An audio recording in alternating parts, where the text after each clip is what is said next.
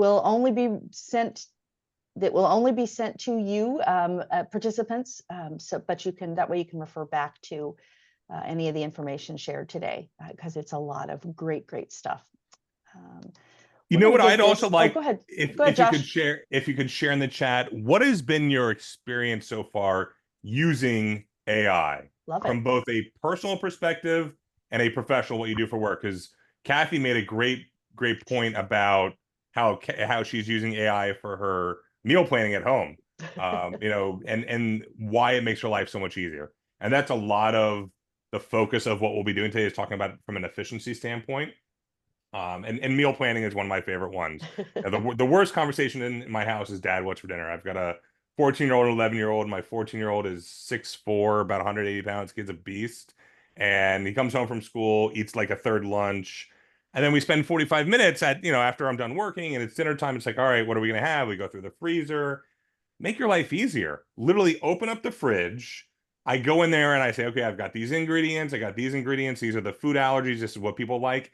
I type that all into ChatGPT and it spits out, here's your meals for the week. These are your ingredients. Here's your recipes, ready to rock.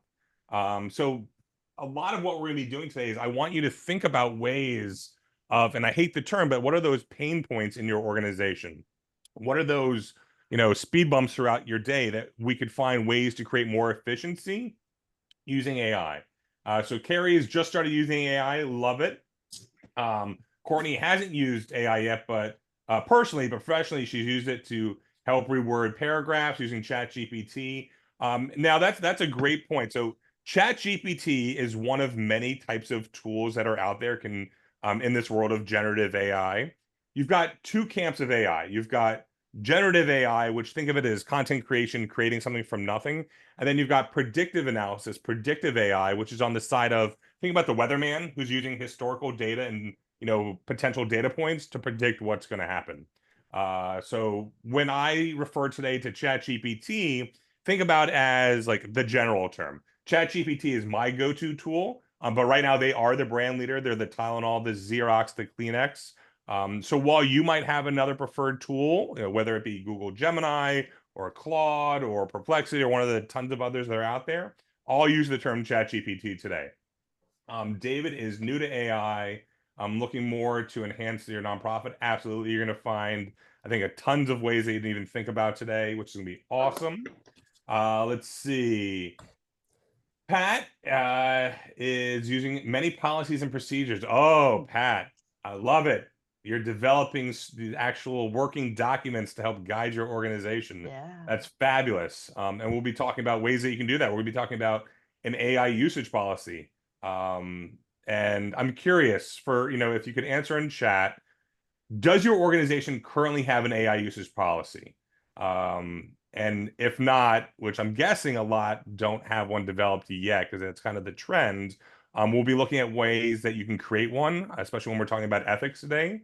That is a must. So you as an organization, as a nonprofit, yeah, I see we do not have. Yeah. You got to have a gift acceptance policy, right? Someone comes along and says, here's a thoroughbred racehorse. It's worth $250,000, but you got to put it up in a stable. You got to feed it. You got to train it. And you might not be able to do that. You got to have a data usage policy. We got to protect our donor data and privacy and anonymity. You should have a social media usage policy because our employees, our staff are our ambassadors out there.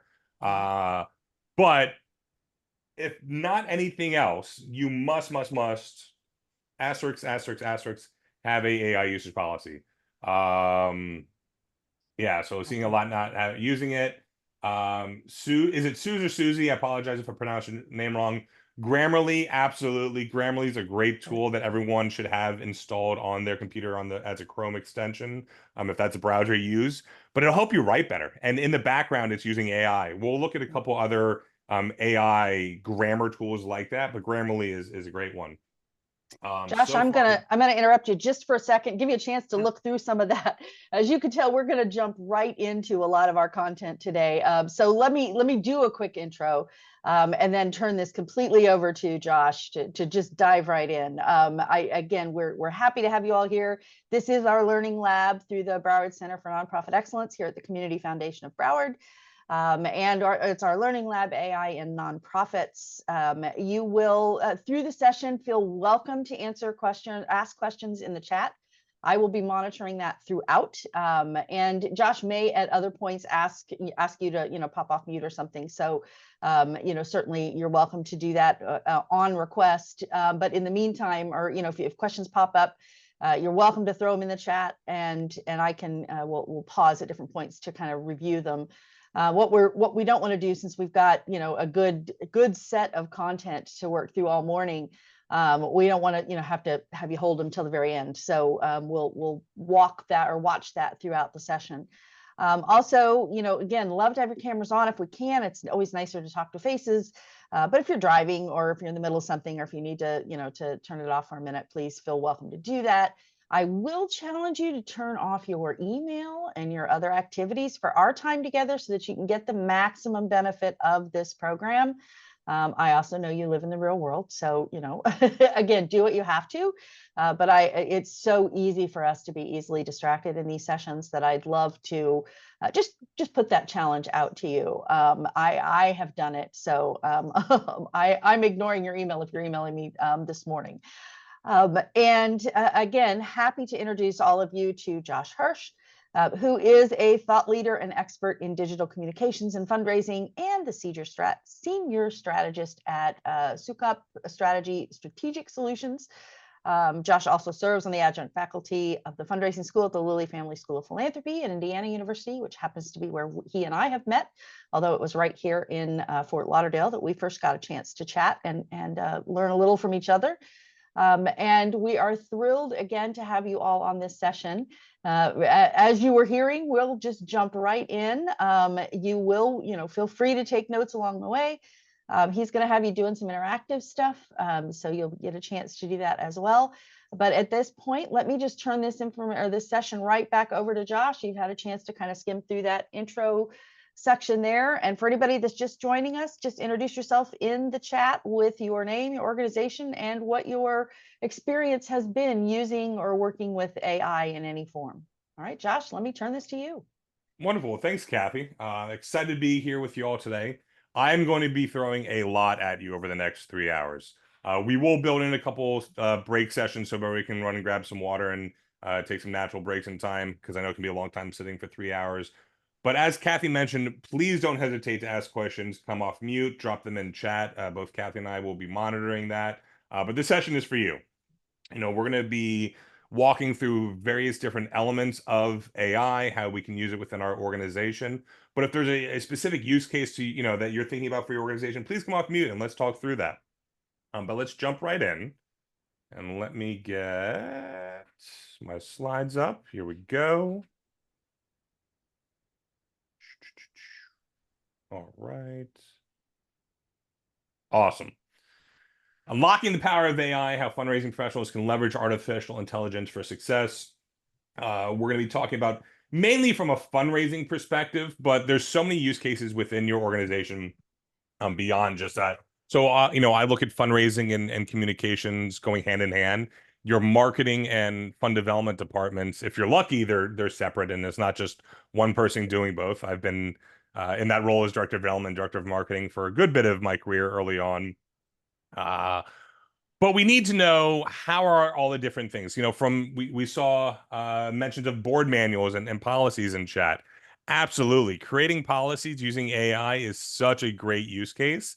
But keep in mind, every bit of output that we do, and we're going to be talking about our terminology later, it is a first draft. Right? We're never taking the output from a tool like ChatGPT, copying and pasting it, sending it out. For one thing, we got to check for the validity and accuracy of the content. AI, as great as it is, has the ability to make stuff up. It's called AI hallucinations. And as you work with it more and more, it has that ability to potentially slide or shift. So we want to make sure that we're mitigating for this. We're checking for the accuracy. We're checking for the bias. There's just so much to do. I hope by the end of today, you'll see that there really is nothing impossible. I mean, if you can ideate it and visualize it, we can create it. And that's what I love so much about generative AI is using root cause analysis. So we know what we're trying to solve. What is our, what is the solution that we want to come up with? Working backwards through root cause analysis, we can find our starting point. And what are those ways that we're going to talk to the computer to get there? And I say talk because that's literally what we're doing. We're not doing some secret language of coding. This isn't HTML or Java or, some secret stuff like that. It's literally having a natural conversation with the tool, fully explaining what our expectations are for an output based upon our, details that we put in with our input. The more refined our prompts are, what we're actually typing in, we're going to get a better nuanced response from our output. We want to ensure that what we're representing through AI is true to our organization. So trust is a huge factor from our constituents, constituent being donor, board member, program participant, volunteer. All those people need to have faith in the content we're sharing with them from a program impact, from a fund development perspective, that AI has to represent that. I mean, that's a lot of what we'll be talking about today as well. So a little bit about myself. I am a consultant with Sucrep Strategic Solutions. We're a full-service nonprofit consulting firm based in Naples, Florida. I am, as Kathy mentioned, I'm also adjunct faculty at the fundraising school at Indiana University, Lilly Family School of Philanthropy. That's a mouthful. But it's an incredible opportunity to come and work with fundraising professionals like you, teach various courses throughout the year. I've developed our AI curriculum courses. I've rewrote and developed our digital fundraising courses. So I'm a big nerd, absolutely love this stuff. Before I got into the world of consulting and education, my background, as I mentioned, director of development, director of marketing for 15 plus years, spent 7 years in educational philanthropy. 5 of that was at the Palm Beach School for Autism. So I was in Palm Beach County for almost 20 years and then moved up here to Northeast Florida back in 2021.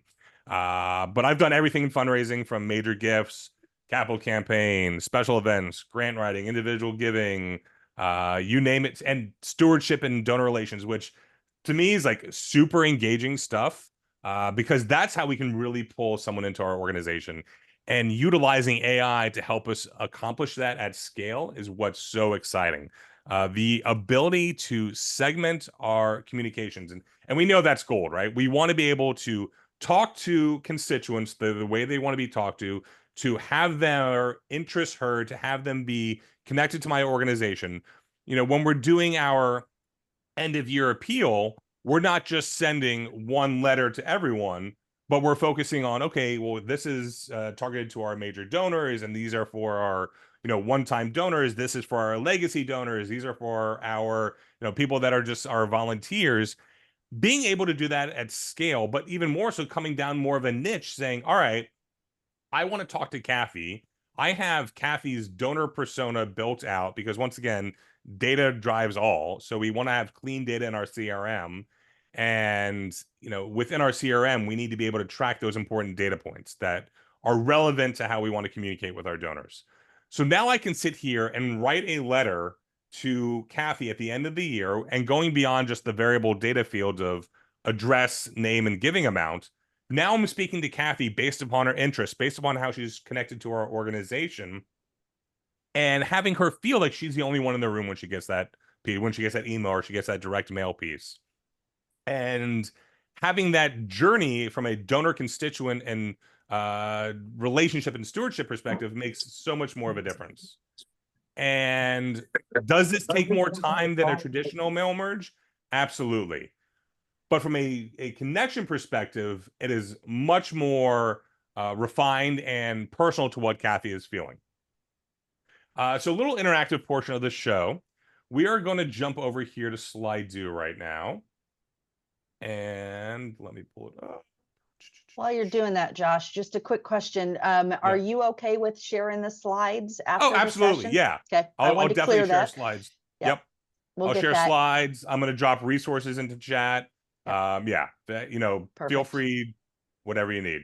My pleasure. All right. And I'll keep a running list of the resources you mentioned, and that'll follow up in the email to all of you, so that you don't have to be scrambling through to try to capture all that. So know that we'll share that as well. And then the other question that has popped up already is just, is there a specific GPT model or chat GPT model you would suggest for policy and procedure work? It's fine if you're going to chat with that, talk about that later, that we can circle back. I just want to make that evident. Nope, I'll jump in right now with that before we get to our next thing. So Okay. if you've never seen ChatGPT before, and for those that are new, this is what ChatGPT looks like. It's a very simple UX UI design. Kind of reminds me of MS-DOS, like an old prompt. Literally, we're just typing down here, having that natural conversation because it is a natural language processing tool. It's picking up on the contextual features of the conversation we're having. So as much as I try to do it, spelling doesn't matter, grammar doesn't matter, punctuation doesn't matter, but it's picking up on the context of the conversation. Within ChatGPT, you have all these different conversations. So up until May 22nd, we had two models. You had the 3.5, which was the free model, and you had 4. With the advent of May 22nd, a lot of new features came into play with the ability to have what they call memory.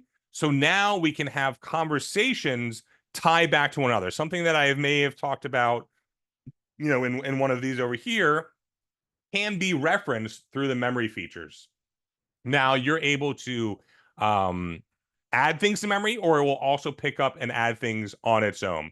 And once we get into prompting later, we'll be looking into a little bit more.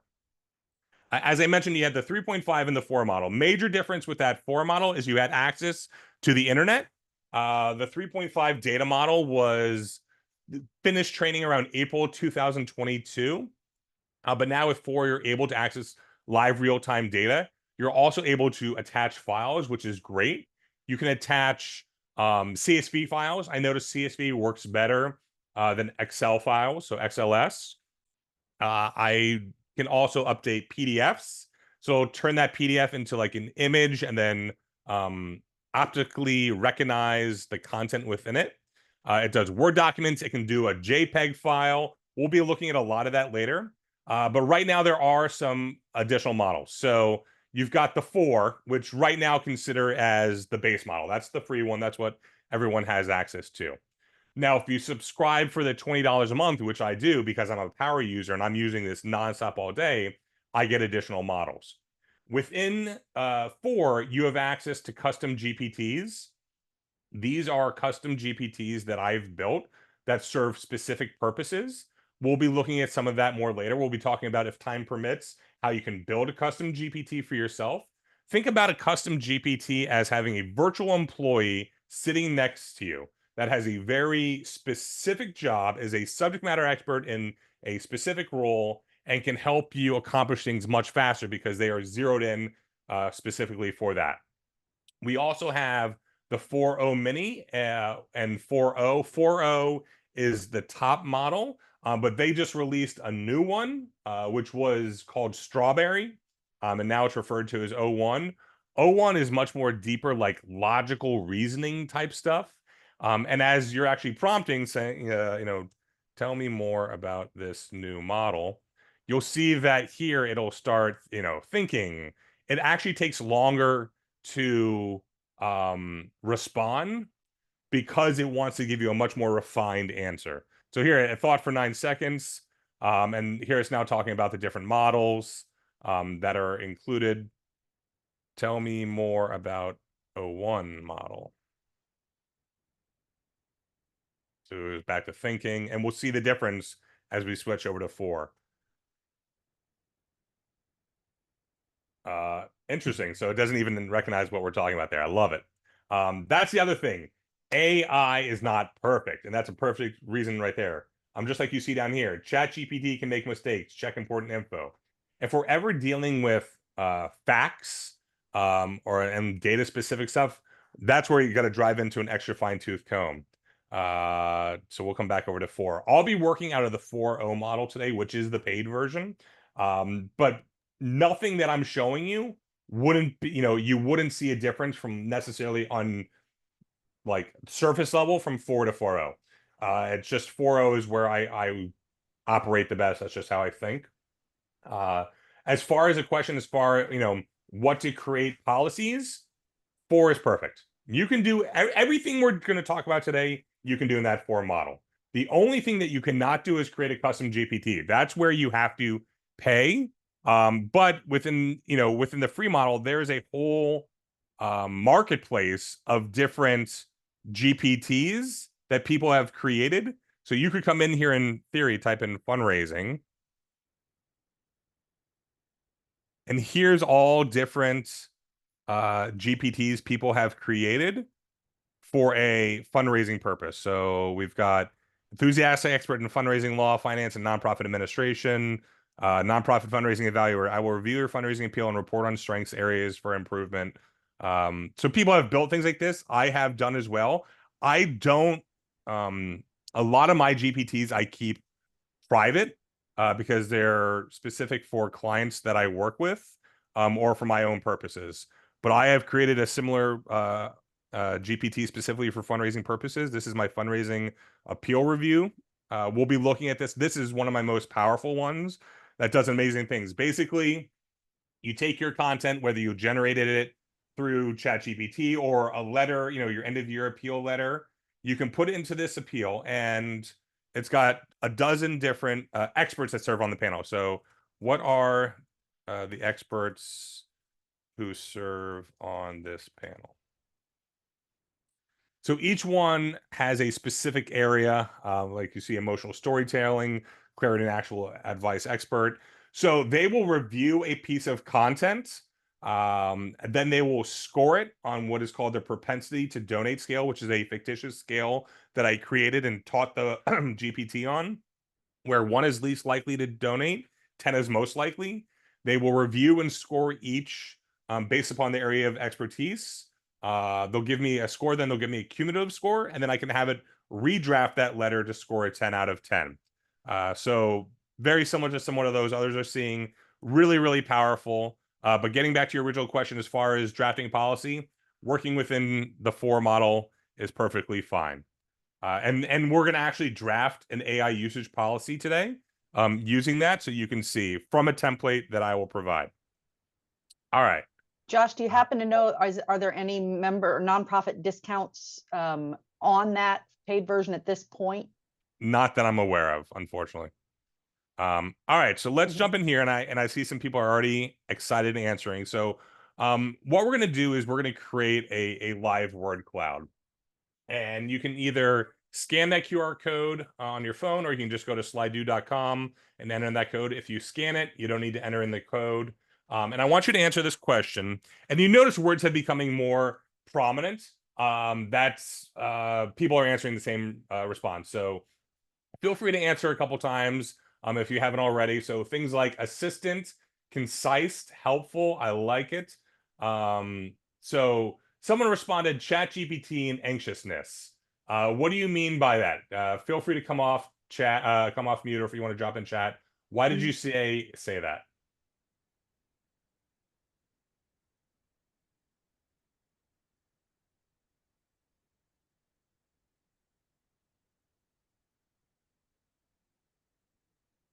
Okay, well, you don't have to drop it in, but I'd be curious to hear your thoughts on that. I love it. Concise is absolutely a great response. Thinking about the different ways that we can, we saw someone write, reword content. War Games movie. I love it. Joshua. Yep, absolutely. The Whopper.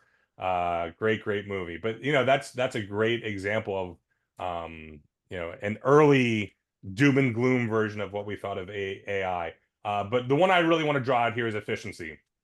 There is a great study that was done in October 2023 by Deloitte Digital that said, and I'm sure they're going to have a new study coming out here soon, that the average full-time employees using generative AI is saving 12.2 hours per week. So think about, what are you going to do with an extra 40 hours at the end of the month? Now you're able to juggle 3 projects instead of 2 at once. Or more importantly, pick up the phone, call a donor, focus on stewardship. Like I said before, it's how are we finding those speed bumps in our workday to make our lives more efficient? So thank you for this. And I like to do this whenever I start a presentation, because it gives me a chance to see people's perspectives.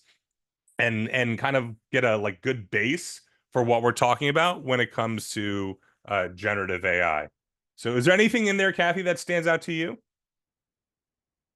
Well, I love the anxiousness question too, because every time I've done this, I used to always put in scary as my biggest concern because I didn't really understand what all it could do or would do. But it looks like we're getting past that, at least with this group. I think that's a good point. A lot of people, and we've been, especially like through the fundraising school, we've been teaching this course for over a year now. So we're still in the early days. If you have not been using AI yet for your organization, you're not too late. But we are past that need and want stage. We really are at that must-have stage. And it's whether you start adopting and adapting to using it now, but that train's going to come back around. So we have gone past that scary stage. But a great thing to do, because you just said it yourself, you don't know what you can do with ChatGPT or AI. My recommendation, whether you've been using this for 6 months or you've just today's the first time you see it, literally say, I am a director of development for a nonprofit that focuses on arts and culture for inner city youth. We want to start using AI in our organization, but don't know where to begin. Can you help? And literally have ChatGPT say, sure, here's all the different ways. And you just saw that. So memory updated. I referred to that before. So in the memories, it thinks that I'm a director of development for a nonprofit that focuses on art and culture. I go through over time and update that. But here we go. It's giving you all different potential use cases and how we can start using AI within our organization. This would be, a great exercise for you to do. Would you like a more detailed roadmap for each area? I can also recommend specific tools based on your current systems. Yes, provide me a roadmap. I'm really not sure where to begin. So what I love about it, we're also creating a feedback loop.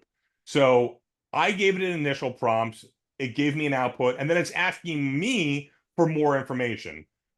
So this is in a way known as the cognitive verifier pattern, and we'll be looking when we get into prompt generation later, talking about some different patterns.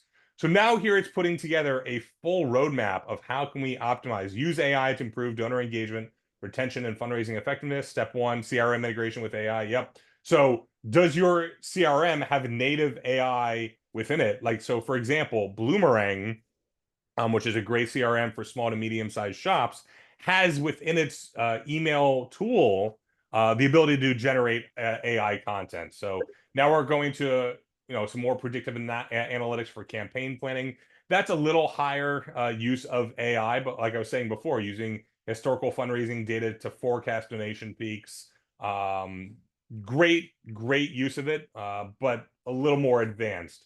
Then we're talking about from program personalization and delivery. How can we make better impact? How are we going to use program surveys? And if you're not surveying your donors and constituents, there's huge data points in there. And being the big data nerd I am, that's something you really want to focus on. From a creative perspective, how can we use generative AI art or music AI to create stuff that's going to inspire creativity and innovation within your students? Love it. Then developing curriculum. I mean, it's giving us so many different ways. Operational efficiency. So we're talking about automating administrative tasks or creating those policies we need. Reporting. Oh my gosh. So end of the month, executive director has all those board reports from their different directors. And now they've got to synthesize all that and generate their executive director report to give off to the board. I mean, we're talking about saving you hours upon time by using features like that. Volunteer management. Think about it from an onboarding perspective, right?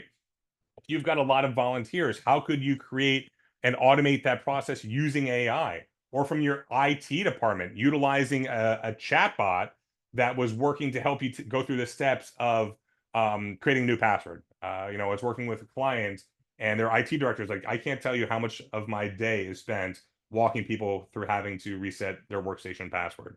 But that's a perfect example of that pain point, of that speed bump. How can we create an AI efficiency doing that? Training. I mean, there's just so many different ways. Monitoring, evaluation. using data analytics, defining your KPIs. I mean, there's I love this stuff. I nerd out about it all the time. Really, really exciting things. So Sandra, yes. Wow. And Sandra, I haven't seen you in forever. I don't know if you remember when we took a class with Christopher No at the Children's Services Council like 20 years ago. So hi, good to see you. Yeah, unaware that this could be done with AI. That's exactly the point of what today is. I want you to be thinking of like, wow, what are all those ways that we could integrate and utilize AI? So I've already got that wow moment from you. I call this a win. So thank you for everyone for participating in that little word cloud with me. That's a great exercise for us just to get, more comfortable with the world of this land of AI. So let's talk about our learning objectives for today. Let me get this down here. Perfect. So what are the fundamentals of AI and fundraising, right? How do we talk to the computer? What is the technology behind it all? And how are we going to make you more efficient with what you do? We got to talk about ethics. Whenever I give a presentation on AI, whether I spend 5 minutes or I spend an hour, ethics has to be a big portion of it because we want to be using AI responsibly, but we also want to ensure that we're respecting our donor data privacy. And we'll be talking about that a little bit more later, especially when we look at like wealth screening and working with third-party vendors and what we do with our own data. Prompt engineering, this is really the science behind of talking to the computer, and that's literally, you saw what I was doing. I was just having a natural conversation, explaining what I wanted, and it was giving me my responses. And sometimes those responses weren't perfect because I need to refine some more. So we'll be looking at that a little bit later as well. And then we're going to be doing some actual case study examples. We'll be picking out a couple different organizations in the group and walking through some campaigns, walking through the different funnels of how to use AI. I'm going to throw a lot at you, and let's just jump in. So what are those specific advantages? We saw before, it's about increasing efficiency. We're saving those 12.2 hours. I'm saving you time. I'm saving you money. I'm also creating opportunities for you to get different perspectives. AI is an incredible brainstorming tool. Think about it as your zero draft. So you're sitting down and you know that you need to write an appeal letter or you need to write an acknowledgement letter to a donor that's been supporting you for years. And you're just like blank page syndrome. You really don't know where to begin. But with a little structure and some training of the model, you're able to create some incredible content with very little effort on your part to get a first draft, right? Keep in mind, everything is a first draft. And sometimes you might be going through 2, 3, 4, 5, 6 deep generations of that content, further iterations. And even still, once I've gotten to that final piece, I'm going to bring it into Microsoft Word or Google Docs, do some further editing, ensure that it is within my brand's organizational voice and organizational tone. And if you don't know your organization's voice or tone, literally take your email appeals, take your direct mail appeals, take your blog content, take your social media content, feed that into ChatGPT.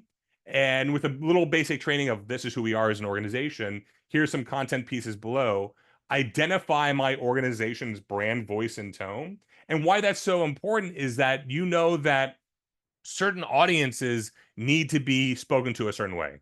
A very technical minded individual needs to have the content delivered a certain way.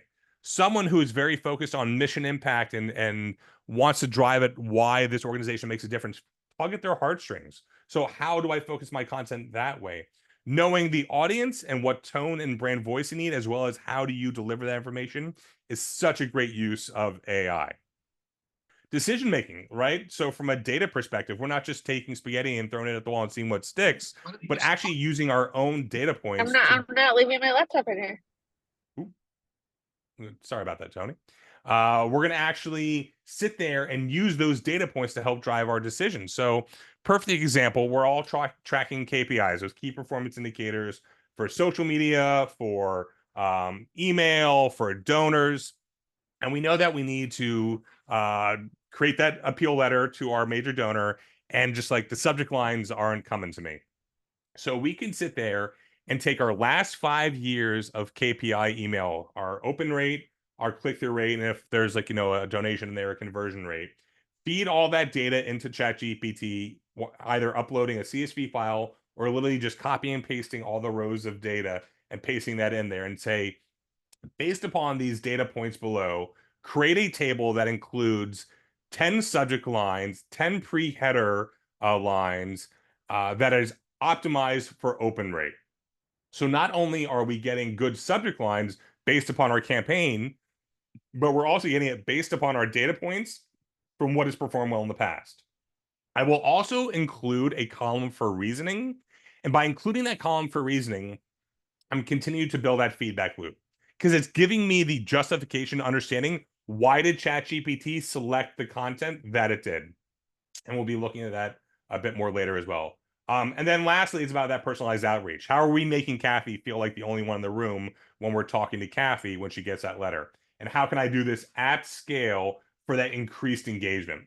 That, to me, like beyond anything else, this is what you should memorize.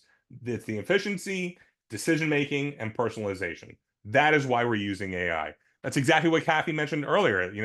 The ability to make her life better, to not have to worry about what to eat because she's now has a meal plan for the week using AI. So I think it's important whenever we start out a presentation like this to have the same language. So inputs and outputs, literally what I'm typing into the computer and what I'm getting out of it. So the old acronym GIGO, garbage in, garbage out, is very, very on point when it comes to AI.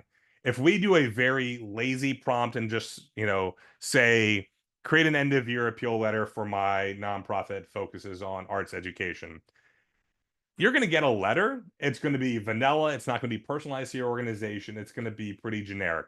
However, if we spend time training the model, and that's why we see training here, teaching it who we are, to me, training almost supersedes prompt engineering. Where prompt engineering is the science, the way I'm talking to the computer, training is teaching the model on who we are, what role do we want them to play? Because as we saw those custom GPTs, you're able to turn ChatGPT into be whoever or whatever you want. So we'll be looking at a couple of different training models later as well, and the different steps that you can do to get even more refined output from it. OpenAI, it's Skynet. They're the ones that are going to take over the world. They're the ones running the robots right now, investing millions, if not billions of dollars into the research for this. They're a quasi nonprofit. I don't know if you remember some uproar over the summer with Sam Altman and the board got rid of him, but could the board really have done that? I mean, it was some interesting things that went on, but they're a nonprofit that operates as a for-profit. Really interesting. They're the ones leading the world. So when I talk about ChatGPT, that's coming from OpenAI. OpenAI has developed several other products, DALL-E, which is their AI art generation tool. They also have Sora, which is a video creation tool. I mentioned training. And then lastly, large language model, or LLM. Think about this as the giant repository of those trillions of data points that have been scrubbed from all the little spiders going out there, bring it back together. And then when we're typing in our prompt to get our output, it's trying to place together a pattern to answer what you want. So that's, at the simplest perspective, all AI is pattern generation. It's trying to guess the next word to make you happy with what your desired output is going to be. So I wanted to come up with a couple different use cases. We talked about some before, but first, AI note taker, right? A great way to increase your efficiency is using an AI note taker. This will allow you to focus on the meeting at hand, but the worst part is, you miss something. You're in a board meeting or you're doing strategic planning interviews with key stakeholders, and they said something and like you forgot to write it down, or you've got a tape recorder and or you might have it recorded on Zoom or something like that. Now you've got the transcript, and then how can we use that transcript to drive that a little further? And we're going to watch this video and I'll talk about that a little more. Oh, and actually, you know what? You probably need to hear my sound. So can you hear the sound? No. All right. Give me 1 second. There we go. Share sound. With Fireflies, your team can remember everything from your meetings. Our AI assistant, Fred, captures, transcribes, and takes meeting notes for you. After the meeting, search, listen, share, and collaborate seamlessly. Fireflies can surface action items, important topics, and other key highlights. It'll even fill out your CRM and push notes to the apps where you already work. Need to provide feedback to teammates? Easily flag important parts of calls or leave comments at specific sections. Create shareable sound bites of the most memorable moments. Having better meetings means fewer meetings. Make your team more productive today. Try Fireflies for free.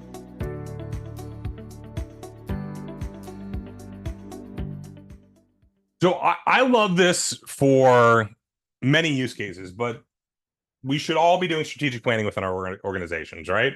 And with that, it's engaging stakeholders, it's wanting to get their feedback, having that guide our strategic plan. What we do at Sukup, and I recommend using this for all your meetings, we have Fireflies come to our meetings. It's a virtual employee. They will join Zoom, Microsoft Teams, Google Meet. They'll record the audio, the video. By the time your meeting is over like that, you've got the transcript, you've got the recording, you have key action items and highlights. But what I do is I'll take those transcripts, and you can either upload the Word doc, and you can upload 10 at once, or I'll just take the copy and paste the content right into it and say, based upon these 10 interviews, identify patterns, insights, and trends amongst these individuals.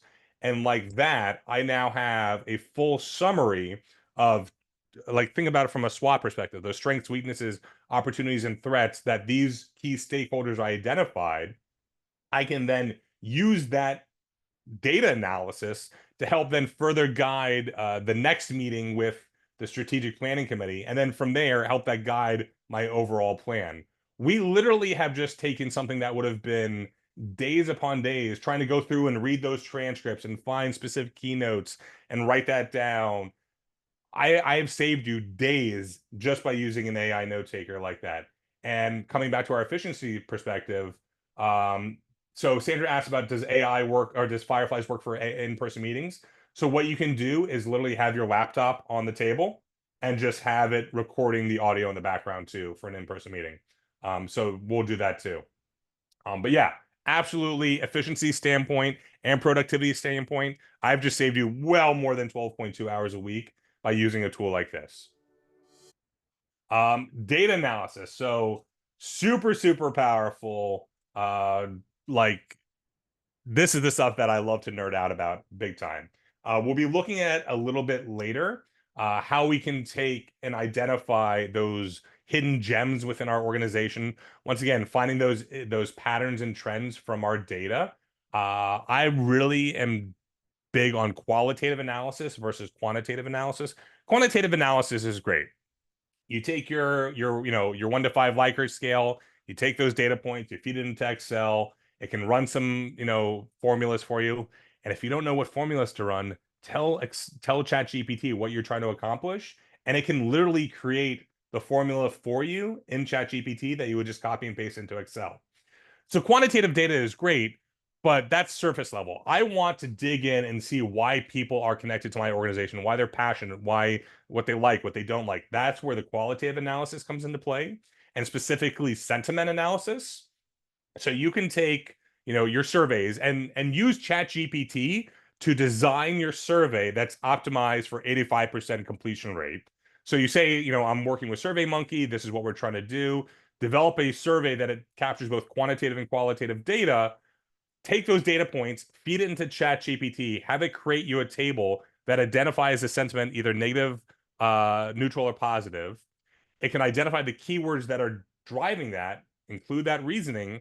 You then have it all analyzed. Now I'm able to take all those data points, identify those insights and trends, bucket it further based upon different demographics or data points, and then create a fund development and communication plan to move people from negative and neutral to positive sentiment over a set amount of time. Super wild, powerful stuff. And we'll be looking a little bit of that later as well. Grant writing. Excuse me. So grant writing outside of the narrative, right? Not looking at how do I use AI to write the narrative section of the LOI, but things like program outcomes, right? Smart objectives, things that all funders want to know, specific, measurable, actual, relevant, time bound. How can I use training the model on what my program is, training the model on what the funder's expectations are, and then having it develop those smart objectives, having it develop the timeline for your program implementation, having it develop that logic model that I know can be very demanding and difficult for nonprofit fundraisers. So first draft, keep in mind, but it can save you a considerable amount of time by doing that. Next, we have image generation. And if you haven't been able to tell, every single image in this presentation was all generated using AI. So none of these things actually exist. And where this comes into play, let me jump over here for a second, think about your organization, right? And you are a domestic abuse shelter providing care to women who are coming from emotionally, physically, and mentally abusive relationships. And you have brought in Rebecca and her 3 kids. Rebecca's a young mother. We know in fundraising that storytelling sells, right? We want to create that emotional connection, emotional appeal to our constituents, but I can't show Rebecca. I could go to a Shutterstock site, a stock image, and pull something. But if I wanted to create a very specific image that represents a certain emotion, a certain feeling, a certain tone, we can do that using AI. So everything you see here, this is a portfolio of some of my work. None of this exists. All this is are ones and zeros that have come together based upon different prompt generation terms that I've used. So we've come a long way. I mean, you look at this, you would not know that's not a real person. It's very, very impressive how far the technology really has come. Now, the question is, and this comes back from like an ethical perspective, do we need to reveal that this image was generated? When you send out an appeal and using stock imagery, are you revealing that you're using stock imagery? When you send out an appeal letter, knowing that that's probably been reviewed by 3 or 4 different people within your organization, or you're working with an outside consultant, are you revealing that this was created like that? In the domestic abuse shelter example, you might put an asterisk, names and likenesses were changed to protect the innocent or something like that. But from an ethical perspective, what is necessary? You're a city, you run a city park and it's been raining for a month straight, but you really need to get out this appeal and you want to have a picture of a dog and his best friends at the park. Well, the weather doesn't allow that. So as opposed to going a stock imagery site, you can just sit there and follow and create that imagery as such. All right, so just checking if you want. Oh, all right. Thanks, Kathy, for staying on top of the chat. Perfect. Love it. So that's just another really great use case, very specific, but another way that you could be using AI for your organization. Another great thing is translation services. So you might have, and most likely have, constituents that English isn't their native language. And we know that we want to be able to speak to people in their native language that they want to be heard from. So, Google Translate is good. But it's not always we have to take everything from a translation perspective with a grain of salt. If you're able to have someone who's a native speaker in that language, that's always ideal, but sometimes that's not the case. So ChatGPT is a great translator. I also built a custom GPT specifically for this purpose. Its name is C3PO. So C3PO is a protocol droid fluent in 100+ languages. So literally all you have to do is click translate for me. And you don't need a custom GPT to do this. You could sit there and just do this in general GPT, but I'm a nerd and I like to build things. So I built this. So for every output you create, I want the output to be in English. and then below that in Italian, and below that in Spanish. Do you understand or have any questions? Now, that's something that you'll see me use a lot today. The do you understand or have any questions? What I'm doing is building a feedback loop, so it's learning from me. And if there's anything that it needs more information, it will pull that in. This is that cognitive verifier pattern that I was speaking about before. So for every output, I will first provide the response in English, followed by Italian, then Spanish. I understand your instructions completely and have no questions. Let me know if you'd like to proceed. I need you to draft a 3-sentence caption for a social media post on Facebook. The post is about the importance of reading during the summer for elementary aged students to avoid the summer slide. So now it's going to draft me a social media post here in English, then it does it in Italian, and then it does it in Spanish. Now, do I know if these are accurate? You know, let's go jump over to translate.google.com. Let's just drop this in here and see how accurate it really was. So reading during the summer is essential for elementary school students to avoid the summer slump. Certain books can help them retain the skills they've learned throughout the year while also sparking their imagination. Let's make summer a lifetime of learning and adventure. Reading during the summer is essential for elementary students, provided the summer slide. So kind of close. A few books can help them retain the skills they've gained. Pretty accurate, pretty close. Let's check the Spanish one. Summer reading is essential for elementary students to avoid summer loss. A few books can help them retain the skills they've acquired throughout the year while sparking their imagination. Let's make summer a time of learning. All right, so not bad. I mean, close. You know, I don't know if someone who's a native Italian or a native Spanish speaker, if they would say that's exactly right. But for our purposes, I would say we did a pretty good job that quickly generating content in English while at the same time generating it in 2 other languages. Awesome. So let's jump back here. A couple more examples. Content generation. So this is a lot of the focus of what we'll be talking about today. This is where you're going to be generating those social media posts. You'll be generating those emails. And for those who are just starting in the world of AI or you've been using it for a little while, that's a great way to get your feet wet and really just dip your toes in. Drafting, you know, an email appeal or drafting the acknowledgement letters. But moving to that next level, actually developing strategy. I mean, we are, what is it, September 17th? I'm hoping that you've already, you know, have started thinking about your end of year plan. If you haven't already started sending stuff to the printers, you know, to get ready in theory to launch your end of year plan on October 1. You know, Giving Tuesday's a little later this year, December 3rd. So how are we priming that audience through October and through November? And that way, when December 3rd comes around for Giving Tuesday, you know, here's my check, let's go. And then you've got another 3 weeks plus of end of year. So how can I use AI to help generate a 3-month strategic communications and fund development plan with smart objectives, having it draft not only the outline of that content, but then draft the actual content pieces. We'll be looking at all this later. This to me is really the powerful part of AI and what everyone has the ability to be doing using AI. All right, so we're coming up on 10 o'clock. Do we want to take a quick break right now, Kathy, or should we keep going? Let's do a quick thumbs up. Are you ready for a quick break? I'm getting some yes. I'm getting some yes All and right, some no. so let's go ahead and let's take a quick one. Let's take a 5-minute break. People go refill their waters. I'm gonna get some more water, top off my coffee. And let's come back here at 11:02 and we'll pick back up.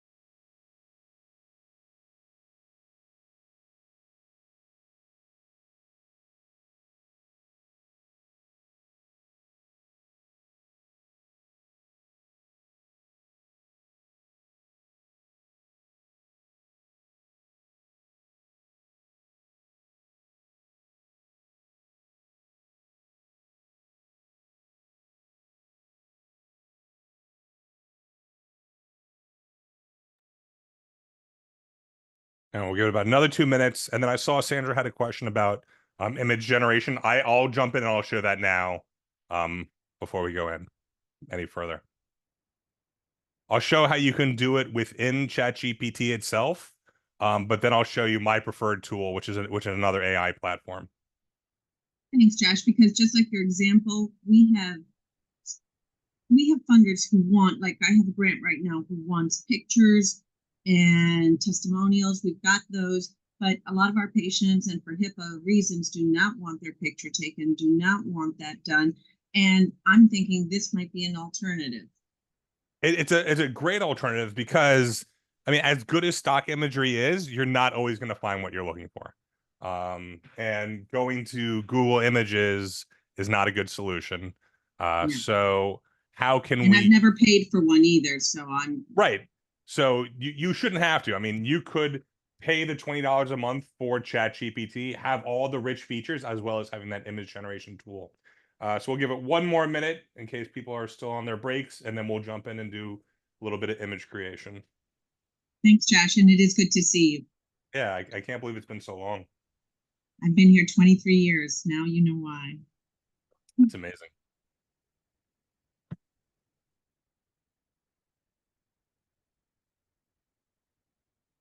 All right, well, welcome back, everyone. Before we get diving into the wonderful, exciting world of AI ethics, we're going to do a little talk about image generation because that is something that we just spoke about, and we can show how that's done. So I'm going to show it 2 different ways. This is within ChatGPT itself. So I need to. All right, so Sandra, tell me about your organization. What is the URL for your organization? You're on mute, Sandra. Lightoftheworldclinic.org. Light of the World Clinic.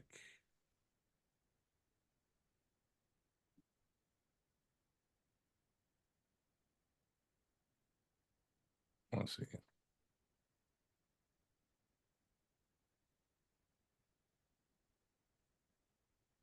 There we go. All right, so we need to create some images for an upcoming email appeal for Light of the World Clinic. Now, I'm going to include the URL because there might be another Light of the World out there. There is. Exactly. So by including that URL within that large language model database repository of trillions of data points, it now knows I'm talking about this organization and here's a website. Now it can go on to that website and grab some information, but I'm just going to grab a little bit of background information. So let's go to the About Us section. Oh, that didn't like that. Where we go? Where can we find some information that I want to pull? There we go. Let's grab this. And I'm going to say below is some background information on the organization. We'll drop that. Oh, this is good. Let's grab this. So right now what we're doing is called one-shot learning. It's very little background on the information on the organization, trying to train the model on who we are more so. So, okay, very simple stuff. We need to create some images for an upcoming email appeal for Light of the World Clinic. Below is some background information on the organization. The focus of the email appeal is what's a current program that you all are trying to fund or focusing on? We are trying to fund some medical equipment and operations. Okay. The focus of the appeal is to fund some much needed medical equipment for our clinic. Correct. Create 3 images that we could use in this appeal that is representative of the impact on our community. Do you understand or have any questions? So we see that it's creating our image for us. Like I said, DALL-E, which is the image creation tool for ChatGPT, is not my preferred. I think that there's some better options. Like to me, that does not feel real at all. That feels very Mhm. fake. Mhm. So let's keep going. I mean, it doesn't look like an image. It looks like a picture, like a painting. It does. Now, let us see the last one, and then we're going to jump over to my preferred tool. Okay, so I'm going to use this description here: a doctor providing compassionate care during a health screening outside or outdoor community setting. So let's jump over to my other preferred tool, which is Midjourney. Midjourney is a subscription-based tool at $20 a month. Actually, I think it's cheap. They might have a cheaper version. So let me just log in here. I think I might already be logged in. All right, so I have a lot more control and features, like way more stuff that I can do. So I'm going to say cinematic photography. Then I'm going to include a doctor providing compassionate care during a health screening outdoor community. And then I'm going to include this little here for stylization. And let's see what we get. And you'll see how quickly we're able to do it. And it's going to be much more real feeling. A lot of it because the cinematic photograph should certainly help with that. Also, that S750 at the end should help with that. All right.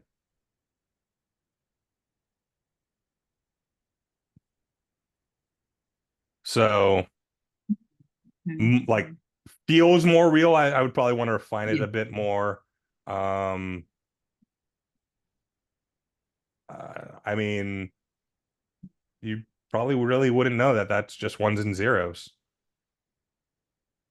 That one doesn't feel real. She's not looking at her. No. And look at the stethoscope. Like we got a funky going on stethoscope here. So goes to the point, we're always checking for the validity and accuracy of the content. That's a little bit better, but I think that this one looks and feels pretty real to me. So you can see the big difference between those two tools. But that's how quickly and easily we're able to create it. Now, I'm going to download this image of this gentleman, and let's just download it here. What's really cool about ChatGPT, and from like a image analysis standpoint, we can determine that what is the feeling, and what is that emotion being evoked. So let's just go here and let's add that image. So based on the image attached, what emotions does it evoke?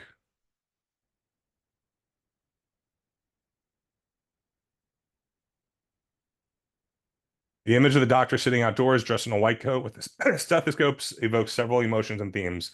Calm confidence, the doctor's facial expression and posture project a calm and assured demeanor, suggesting that he's both competent and approachable. Compassion, empathy, outdoor, possibly community-oriented setting gives a sense that the doctor is engaged with the public, indicating a connection with people and a focus and care beyond the confines of a clinic or hospital. We have trust and reassurance, serenity and balance. This image could represent the ideas of healthcare professionals not only providing medical care, but also being accessible and compassionate pillars in their communities. So you're able to see the images that you're going to use for your appeal or whatever the purpose. Does it evoke what you're trying to get across?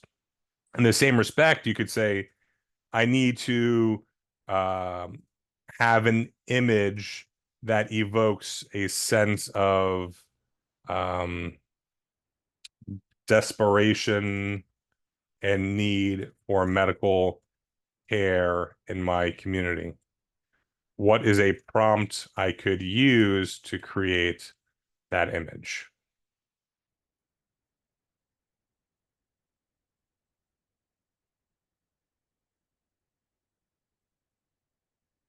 So that is a really, really long prompt.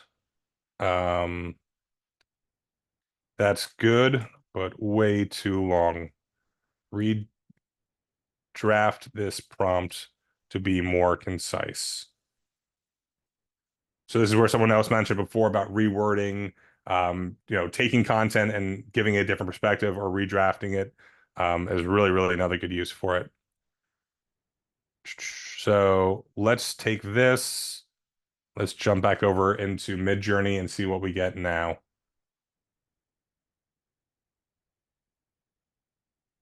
So I'm going to add cinematic photography. And then we'll add this at the end. Let's see what we get this time. So we explained to ChatGPT what sort of image feeling we were trying to create. It then gave me the prompt to use. I then brought that prompt into ChatGPT or into Midjourney to create that image for us. Let's see what we get.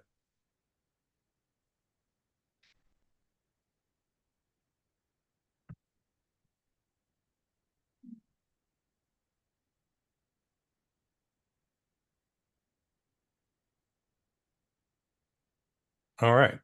So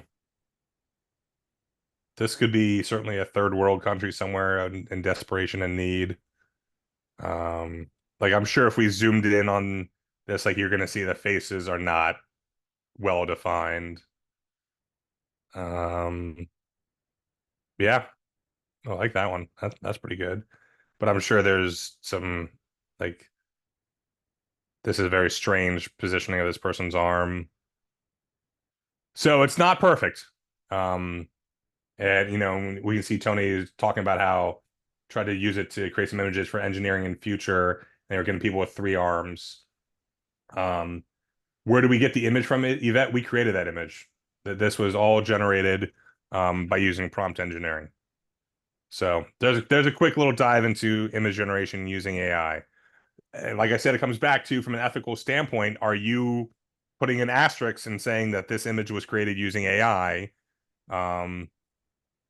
But do we need to sit there and say that this image was stock? So things to think about when developing your AI usage policy. And we'll be looking into that a little bit later as well.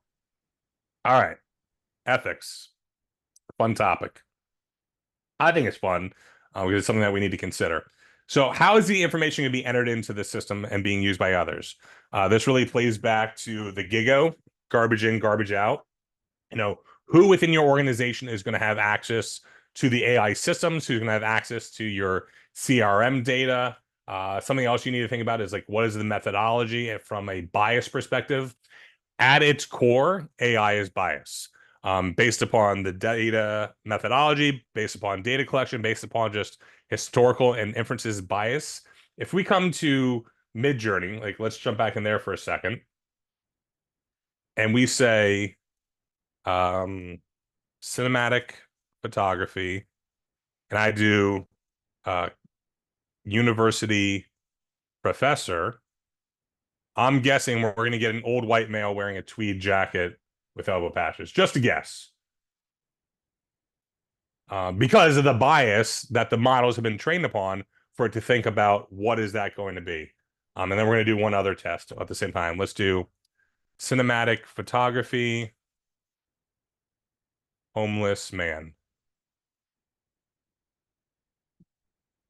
See, it pulled upon the cinematic photography too much as far as the university professors are concerned, and focus on that part as opposed to focusing on the university professor. And then we have like some weird robot there. Let's try this again. Let's try just university professor. And why does each of these homeless men look like they could be in GQ? Like way too just chiseled and good looking. I don't know. Interesting representations, what they think about when we prompt homelessness. Just too perfect looking. And now we sit here and we put in university professor, and we're getting more of like the interesting. I like the Einstein style. We got interesting perspectives, you know. And what I love about this is every time I work with an AI, you get something different. Like this is very much makes me think of like Indiana Jones type style. I don't know, really interesting stuff. That's what I love about this world of AI, always changing. And then lastly, as I mentioned before, we got to check for the accuracy and validity of our content. all too often it will make things up. We saw the stethoscope having like two parts there, but even so, it will create stories and create things that just don't exist. I was working on an appeal letter for a client, and then the PS it was mentioning, take advantage of our matching gift opportunity. There was no matching gift opportunity for the organization, but because it knew based upon best practices, we should include a matching gift. So going through and we're never just like set it and forget it. We have to go through and ensure that the content is accurate to the actual situation. So a couple things to think about. We have an AI policy. Got to have an AI usage policy. And we'll be jumping into that in a second. How are we going to actually create one and give you a good template to use? We got to check for those biases. What are we going to do to mitigate for those biases and prepare ahead of time? Because we know that there's going to be something that's just not going to be 100% accurate. Same thing here. We got to check for those facts, especially when we're dealing with like data points or hard facts. Those are things that might not be always right. So we got to make sure that we're going back and further editing and further reviewing our content. As I mentioned before, we don't want to misrepresent reality, so that matching gift opportunity would be a perfect example. All right, AI usage policy. You can scan that QR code, but I'm also going to drop the link to it here in chat. So let me just pull up our AI usage policy now. All right, so this is the template that I like to work from, and I'm going to drop this here into chat. All right, perfect. So you can either download it as a Word doc, or what I like to do is I'll literally just grab this. I'm going to bring it into ChatGPT. And we'll keep working with our Light of the World clinic. So we need to develop an AI usage policy for the clinic. Not from a clinical perspective, but this policy should focus on the operations and fund development side of our organization. I'm just dropping the policy below. Below is a template of an AI usage policy based on the information provided. And I'm going to leave that typo there. It doesn't matter because once again, it's picking up on the context of the conversation. Based on the information provided, draft an AI usage policy. So now it's going through and it's creating a first draft. Keep in mind, it's heavy on the first draft because there'll be certain things that we want to, identify specifically. Security and best. This is something that really you want to keep in mind from a security operational standpoint. How are we protecting our donor data? Evaluation of AI tools. What tools are we going to be using? Are we going to be using ChatGPT? Are we going to be using wealth screening type tools where we're just giving our data out to vendors to use it? Access and control. This goes back to saying who has, the actual, access to not only just the ChatGPT but also like our data as a whole. We're going to talk about further ethical use of that. Data privacy is a huge concern. Whenever you are doing anything with donor data and a tool like ChatGPT, we always want to anonymize the data. We're never going to put in Kathy Brown, lives at 123 Main Street, Fort Lauderdale, Florida, 33247. We would put donor record ID 374. So I'm going to scrub out Kathy's name, but I still want to know that the content that's being generated, I can then associate donor record 374 to Kathy. I wouldn't put her address, but I put zip code. The zip code is good for geolocation trends and such. I would put, yes, I will send that to you, Sandra. Not a problem. I would put giving history, because giving history is really important to be able to identify potential major donors, potential plan gifts, but also those like qualitative data points that we're tracking are also really good to have in there. Things that, why are they connected to our organization? Are they a volunteer? Do they come, to our annual, program in the park? Do they sit there and come to our annual gala? All that stuff will help me further drive from that perspective. Now, something that was recently put together about a year or so ago now, maybe even a little longer, is an organization called fundraising.ai. And their big focus is on responsible use of AI, because as we saw before, from a bias perspective, from an ethical perspective, we really want to have these all in place. So let's jump over to that site for a second, because they have something that I think that people should be aware of, and that's this framework that they've developed. So just fundraising.ai.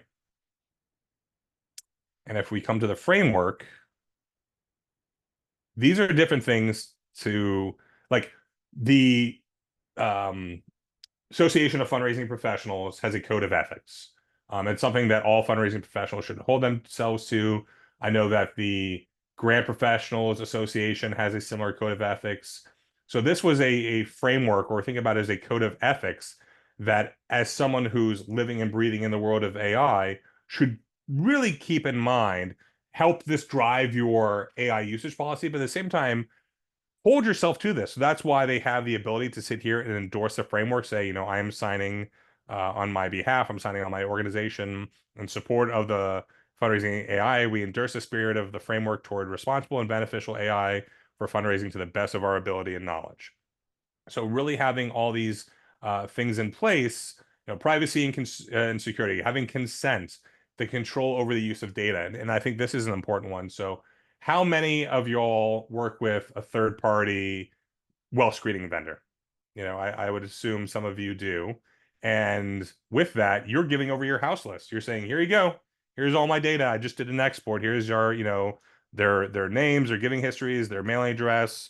And we're responsibly and ethically ensuring that those vendors we're working with, and that's the sort of thing that you want to dive into their terms of service, that they're going to respect your donor privacy, the donor data privacy, but at the same time utilize AI to help run all their algorithms to determine the giving capacity of these individuals based upon public information data points.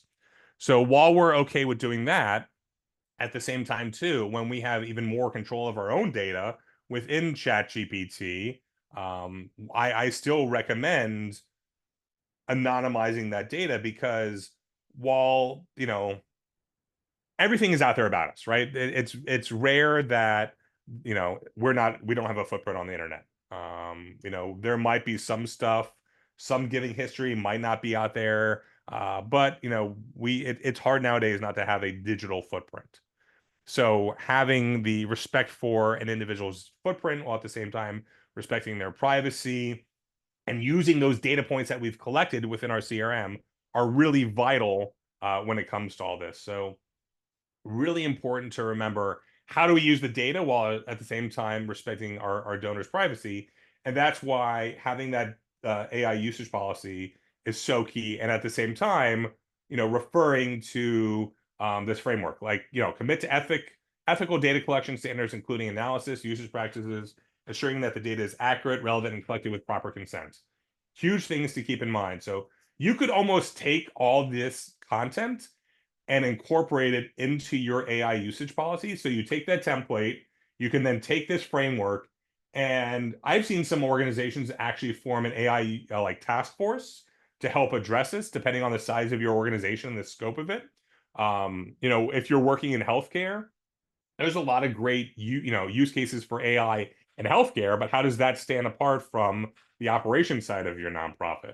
I work with a hospice in Southwest Florida, and they're using AI to help determine end of life situations, and how this AI can, it's at like a 90+% accuracy predict when this person is going to pass, and how you can ensure that they're providing all the necessary care as they lead up to that. Wild stuff, the world that we're living in now.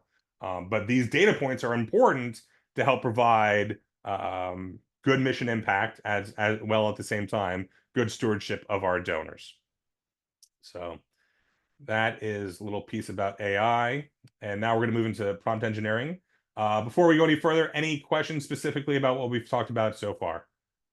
Anything that people haven't shared in chat? And Kathy's doing a great job of sharing our resources along the way. All right, now we're going to move into the actual meat and potatoes of the science. So this is my workflow when I'm doing anything in prompting. I'm going to choose my prompts. In this past example, it was like, we're creating an AI usage policy. We're then going to compose a message. That's our input. And then we're going to send a message. I'm going to hit enter. And then we're going to receive our response. That's going to be our output. 9 times out of 10, I'm not going to be satisfied with the output. I'm going to need to further refine it and revise that prompt. Now, keep in mind, when we're refining it, we're not talking about rewriting the whole prompt. So in here, in the AI usage policy, it's talking about like donor data protection. So as opposed to saying, redraft this entire policy, I'm interested in further expanding the section on donor data protection. Help me redraft that section to make sure it's as transparent as possible with what we are doing with donor data. And going back to my tried and true, do you understand or have any questions? So it's that further iteration to bring it down, even deeper. I understand completely, and we'll expand the donor data protection with a focus on transparency, emphasizing how donor data is handled when using AI tools. So now it's going even further, talking about the importance of anonymizing our donor data. Whenever possible, it should be anonymized before being processed by AI tools, particularly in tools, cases where AI is used for analytics or reporting. Ensures that personally identifiable information is not shared unnecessarily. And that's the thing too, with ChatGPT, I highly recommend, if you are doing anything specifically with donor data, that you have the paid version, because then you own the content more than if it was the free version. If you actually subscribe to the enterprise level, and I'm not sure the cost on that enterprise level, you are then working in a closed system, and it can't train the models on your other data. At the same time, too, you see here it has what's called temporary chat. If I turn on temporary chat, this chat won't appear in history, user create memories, or be used to train our models. For safety purposes, we may keep a copy for up to 30 days. So I can't access any of my old previous conversations. I can't refer to that. So if you are working on something that is super, intellectually property specific, or really like concerned about the privacy of what you're working on, you might want to operate in a temporary chat. But I keep coming back to, like, what is the purpose? What am I using the AI for in the output? And knowing that most of the content that's out there is going to be, let's see, where was it? I think it's this one here. Yeah. Nope, that's not it. This one here. Knowing that how it's going to be used. So now we have a much more expanded upon section for the donor data protection. I'm going to say, and here's the other thing, I will praise ChatGPT when it does something well, and I will admonish it when it does something wrong. Why? Because I want it to learn from me what my expectations are of acceptable content. So this is great and exactly what I needed. Are there any others? Because once again, I'm creating that feedback loop. I'm learning from ChatGPT as it's learning from me. Are there any other sections you feel need to be expanded for complete and thorough understanding by the end user?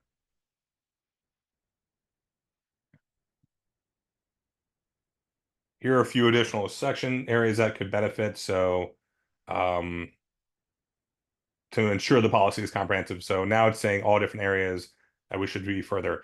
Training and support is huge, right? We don't want to just give, these tools over to our employees and say, here you go, here's AI, go have fun. We need to ensure that we are providing the guardrails for our staff. And that's where that AI usage policy really comes into play. But at the same time, they need to know how to use it. And, it can be very overwhelming at times, but it is super powerful. So what are those, tools that we're going to provide to not only say, here you go, here's ChatGPT, here's our data, but like, how do I use all this together? So definitely things to think about as we're further refining our policy as we go along. So that's kind of my thought process as we go through various generations of prompt engineering. This is a feature that's specific to ChatGPT, and I'm going to show you in a moment where this lives. So we have the ability to do further customization. The top box, and let me show you where this lives in here in ChatGPT itself. So you click on your little profile picture. I click on customize chat. This top one, I like to think about it as, how do I want ChatGPT to act? What role do I want it to play? And because I use it for so many instances and so many different things, I don't touch this top box. I leave this one alone.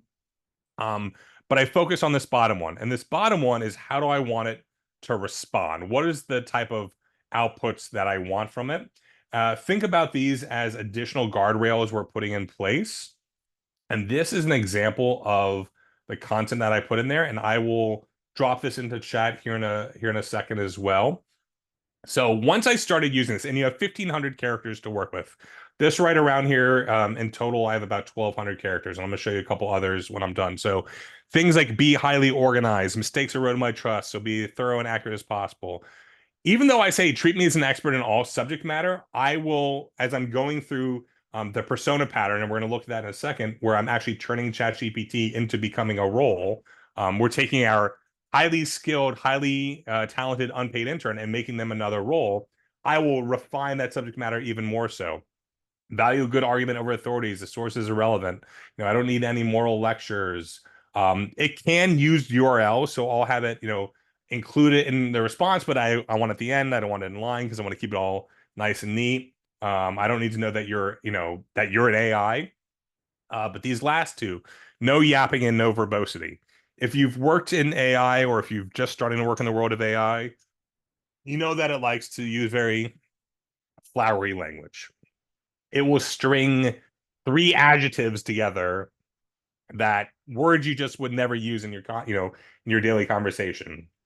The virtuousness of our exceptional programming has provided just reward, like just things that just don't naturally. This is not how we speak. It's just not natural. But based upon the bias from those LLMs or that data that's being brought in, it thinks that this is how it should speak. At the same time, too, you'll see certain phrases that are often used. It loves the word transformative. And I think that has to do with the fact that funders and donors want to see transformative impact of their gifts. So we'll see that included a lot of times. But by adding no yapping and no verbosity, it does an incredible job of removing that fluff and really dialing it down more to become much more authentic type speech. There's a couple other ones that I like in there. So I also include, when generating output, use italics to highlight any content that may be false or speculative. So this is nice. As I'm sitting there doing a long output, I can very easily, at a quick glance, see something that I might need to check further later. So tell me a fact. Did you know that octopuses have 3 hearts, 2 plump buds? Oh, wow, interesting. I did not know that. Now tell me a lie. So here it's in italics because of my training. I said anything that's speculative or false, you should go back and check further. Tell me another lie.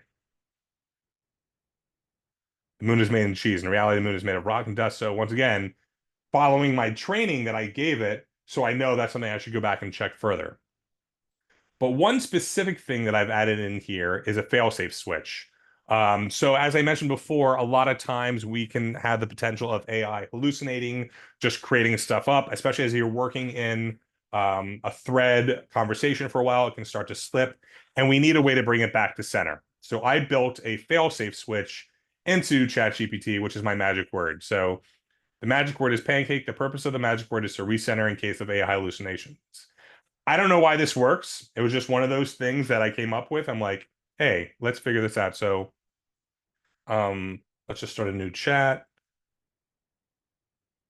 What is an AI hallucination? So where AI models generate information that is incorrect, fabricated, or not grounded in real world data, but despite being presented as accurate. So these are the things that we need to check for. Several factors, data gaps or limitation, comes back to that bias, the misrepresentation or ambiguity. So like we're not fully explaining what we're looking for, or it's just trying to be creative on its own. So how can I mitigate for these hallucinations? Crucial when accuracy important. Here are several strategies. So set clear boundaries, precision and prompts, as I said before, as specific and refined as I can be with my input, what my desired output is going to be. It's going to give us a less chance of having hallucinations. Like clarify expectations.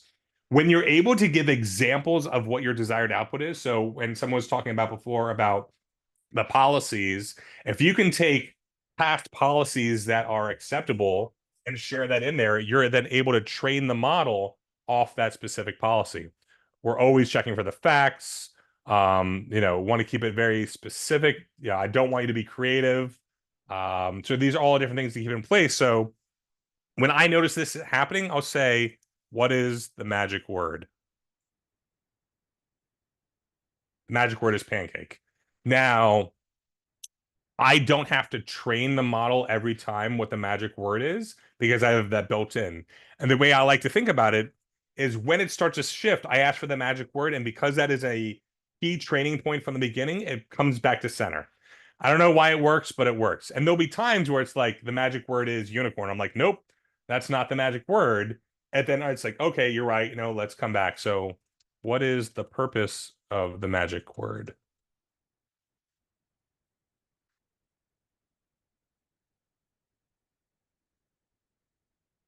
To act as a reset or recentering tool during our conversations.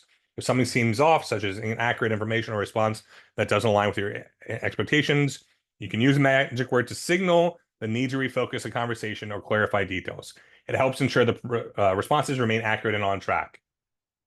No idea how I came up with this. This is just one of those things when I woke up in the morning, I'm like, hey, I think this might work, and it does. All right, we got some stuff going on in chat here. All right. Kathy's on top of it. Love it. Love it. Love it. Love it. All right, let's keep moving along. All right. Let me just check one thing here. Perfect. All right, a couple different prompting techniques. So this comes along with those lines of training that I was mentioning before. So you have 0 shot, 1 shot, or few shot, also known as multi-shot learning. So 0 shot learning would be the create an end of year appeal letter for a after-school arts program.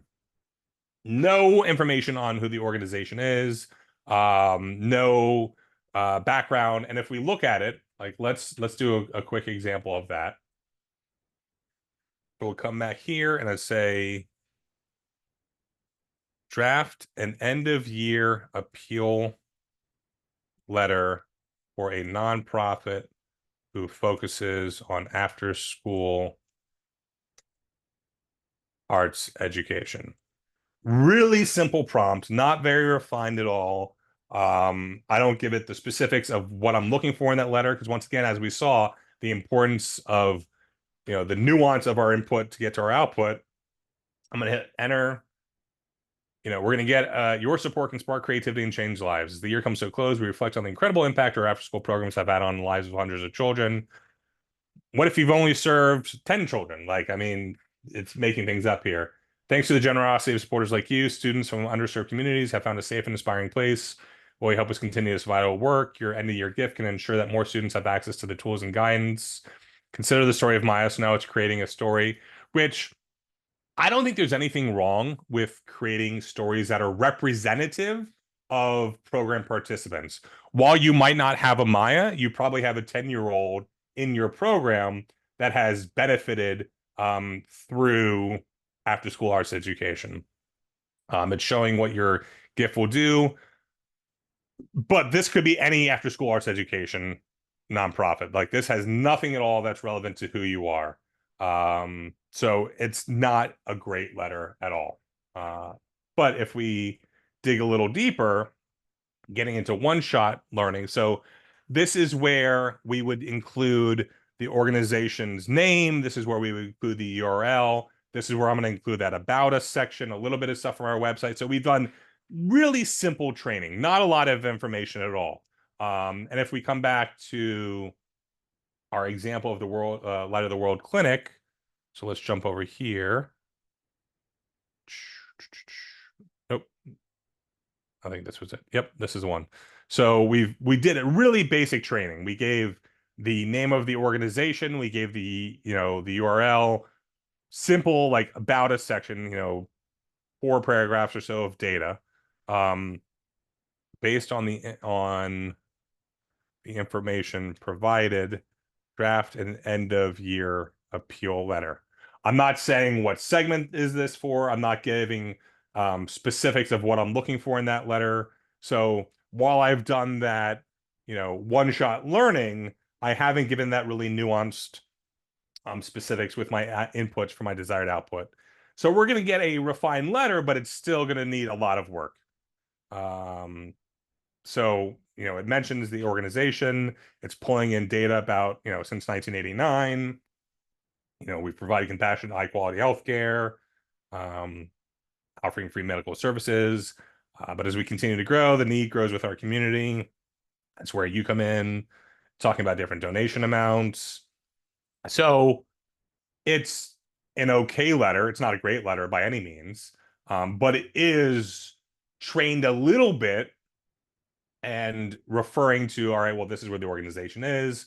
What we really want to work towards is the essence of few-shot learning or multi-shot learning. This is where we would take that information from our website. We'd include, the name of the organization, the URL, but I'm also going to be using past appeal letters. I'm using that blog post content. I'm using that social media content. I'm using our impact reports or annual reports, feeding that all into the model so it becomes that individual. It becomes our organization. And that way we're getting a much more nuanced, refined approach to who we are as an organization, with the notion of having to do, in theory, fewer iterations and less editing on the back end. Sorry, a second. So these are the ways that we really want to work with it. Most times we're going to be operating in the world of one-shot or few-shot, but it's that few-shot, multi-shot learning is really where we want to aim for. Now, this is separate than creating that custom GPT. And we'll look at that in a little bit as well. So this to me is probably the most important pattern generation within ChatGPT or in generative AI at all. This is where we're turning ChatGPT into a specific role. We're going, and I have a template to follow, and we'll look at that template in a second. But we want it to become a character. We want it to become a specific individual or a specific use case for our purposes. And our request, this is like that input. I want to be as nuanced as possible for what I want from my output. Examples are key because this is where tone really comes into play, and we'll be looking at tone here in a few minutes, how much that matters. We know that we're going to need to continue to refine the prompt as we go. So we've been working on Light of the World. Let's get another organization that wants to be our example. Who wants to volunteer?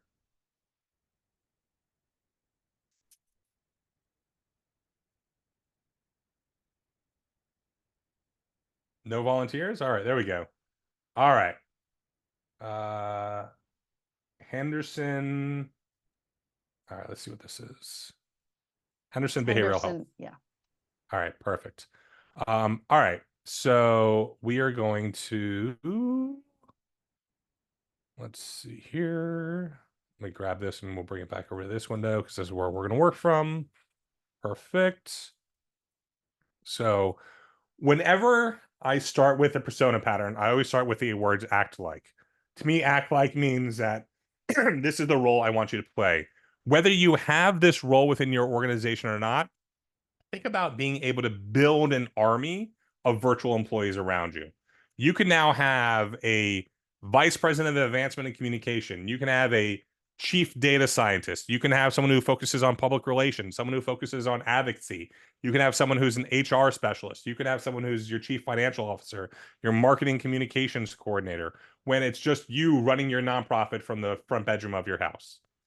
Now you have that equitability to, in theory, compete with the other larger players in the nonprofit sector, because now you can not only do more with less, but you have this army of individuals working alongside you. So for this example, act like the vice president of advancement and communications for Henderson Behavioral Health. Include the URL. I'm going to say you are a 30-year veteran of the non-profit sector as a subject matter expert in fund development, nonprofit leadership, and mental health awareness. So I've played around with a different time frame using 30 years. I've seen as most effective because it shows you're a stalwart. It shows that you've been around for a very long time. By saying that you're a subject matter expert in fund development and nonprofit leadership, those are the two I always use. And then I always like to include a third that's more niche to specifically the the area of the nonprofit focuses on. You have raised hundreds of millions of dollars. By saying that, it shows that you are very successful in what you do. You are well respected by your peers, having presented at conferences annually and publishing multiple journal articles. Right below is some background information on the organization. So this is my template. It's act like, the role, the organization, and then I include that URL. Then I say, you've been around for a long time, been around for 30 years. These are your subject matter areas of expertise. I always say that, you've raised hundreds of $1 millions. And if the person isn't in a fundraising role, I will do something that's more in line with what their specialty is. And then I'll always include that last part because it shows that you're a thought leader and that you're held at high regard by others within the sector. All right, so below some background information on the organization. Right, so let's just grab this. We'll drop that in there. We're going to drop this in here. And let's drop this. And let's see if there's any other good information. Oh, we got to grab our mission statement. And let's see, anything else? Let's just grab a who we are. Perfect. Let's grab this. So all we're doing right now is training the model on who we want them to be and some background information. So on that, one-shot learning level of training. If we were doing this, for real, I would sit there and pull in, like I said, past appeals, past program. Like this is where we can include those data, KPIs, all important information. All right, I'm going to hit enter. I don't care what the output is going to be because all we're doing right now is turning ChatGPT into become the role as Vice President of Advancement and Communication for HBH. So we'll let it keep going.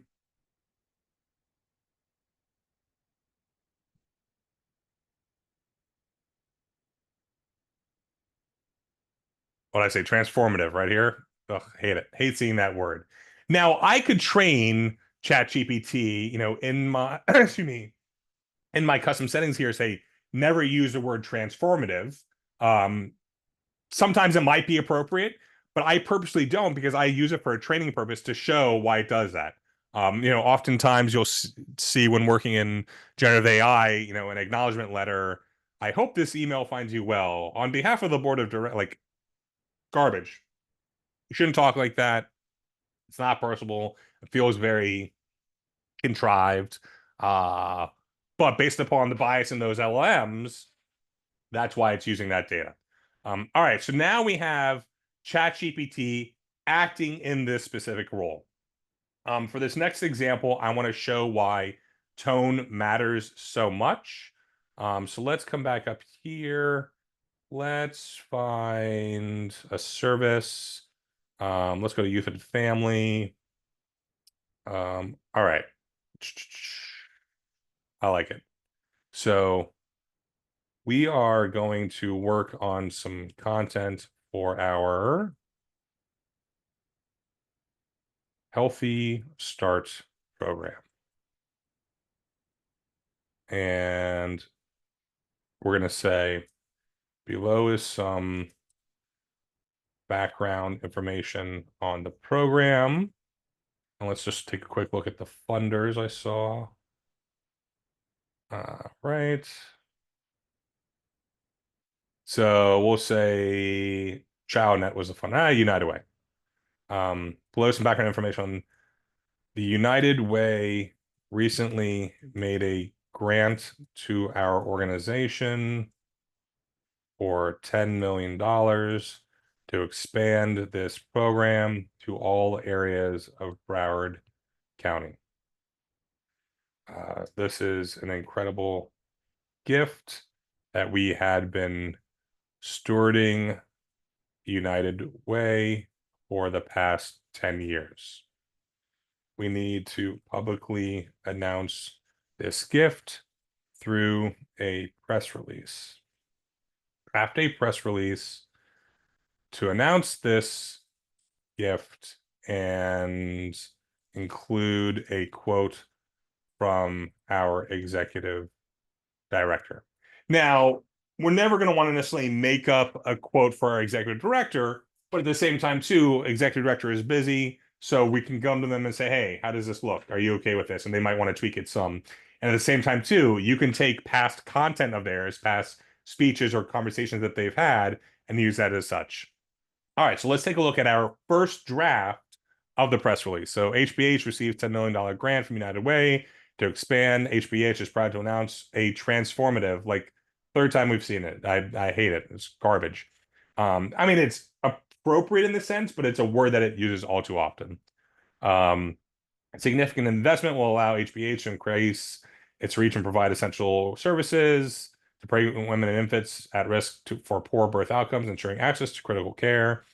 Then it has some more background information about Healthy Start program.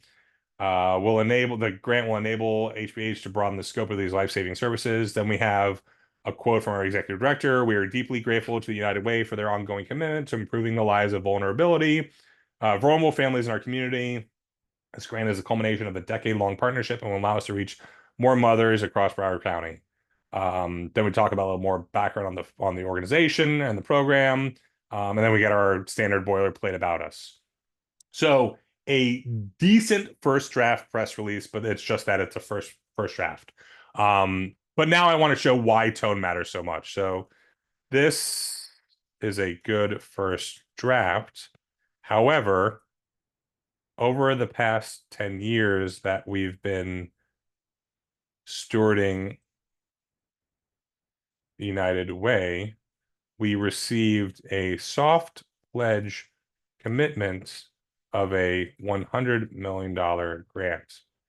To say we are shocked and dismayed at the result of only receiving 10 million is an understatement. Redraft this press release with a despondent and sad tone. Now, keep in mind, you're never going to actually draft content with that specific tone, but it's important to see how much tone and brand voice really matters.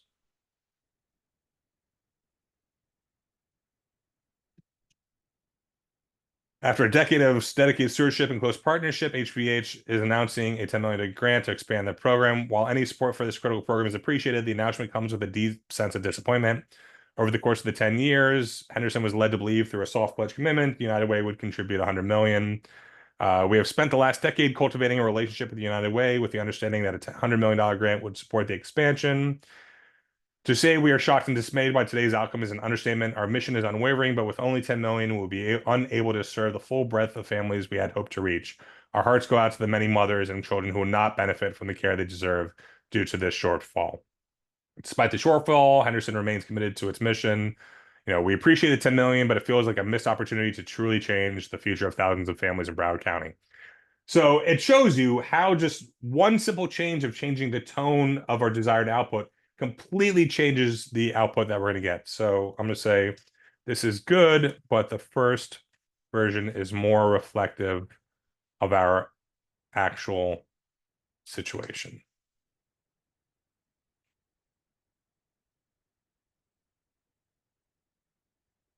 All right. So let's just look at a couple more patterns here. And then we are going to jump into some case study stuff. All right. Predictive patterns, question refinement, audience persona, and cognitive verifier. Question refinement, I like to think about as this is what I'm trying to accomplish, but am I asking the right thing? Kind of what we were doing with the prompt, like create a prompt for the doctor. Like I know this is what I want, but I don't know exactly what to ask for. So, you're not necessarily telling the ChatGPT using the question refinement pattern, do this. It's the way that we're talking to it that we're getting to that end result. The audience persona pattern is a great one because it allows you to explain any topic based upon the role that you're playing. So a really cool example is a custom GPT that I created called Daffy Duck. So Daffy Duck's sole purpose is to explain DAF fundraising, donor advised funds, to to a major donor. So I can click on how do I explain DAFs to a major donor, and now it will go. So explain a topic to a persona that I'm asking it to be. I also like to think about the persona pattern is how can I create lookalike audiences? So being able to create donor personas is pretty powerful. And you can base that upon various use cases. And then how can you generate content specifically for that donor persona? And then at the same time, how can I then create a lookalike audience for that? So an example would be this major donor persona that I created. Give me an overview of what the major donor persona looks like. So it represents a high net worth individual who's focused on strategic philanthropy with long-term sustainable impact. Here's a detailed overview of key characteristics. So I went through and identified like 10 different type of donor personas, and then further drilled down into what would be the makeup of that donor persona. So now what I'm able to do is using my major donor persona, test content against it and determine, do they resonate with this content I'm doing? At the same time, too, I can do role playing. So I am going to be meeting with a major donor for our organization. They have supported us for the past 10 years at a minimum gift of $10,000 annually. I have a meeting scheduled with them to talk about an impact gift of $100,000 a year for the next 3 years. We've identified their strong connection to our after-school arts education program and want to ensure it's a successful meeting. What questions or information should I provide them during the meeting to ensure it is a yes at the end? So I've built the donor persona on specifically who I'm trying to go after. I now can sit there and take my content, like I said, and generate it against it and see how they react, but at the same time too, play a role-playing situation to get them to exactly what I need. So it's now walking me through how I would interact with this potential major donor specifically for that gift that we're trying to go after. So it's giving me, thoughtful questions. What inspires you most about the after school arts program? This reinforces, because we're creating that feedback loop, this reinforces their emotional connection as we look to expand the program. What aspects of growth and then other opportunities, showcasing measure impact, because we know that donors want to see that. Make the ask direct and inspiring. We're asking for a commitment of $100,000 per year for the next 3 years to help us expand and enhance the after school arts program. Your support will ensure that we can do whatever over this amount of time. Prepare for questions. So you talk about preparing for questions from the major donor. Create a list of 10 questions they may ask me. Whoop. Create a list of 10 answers to those questions.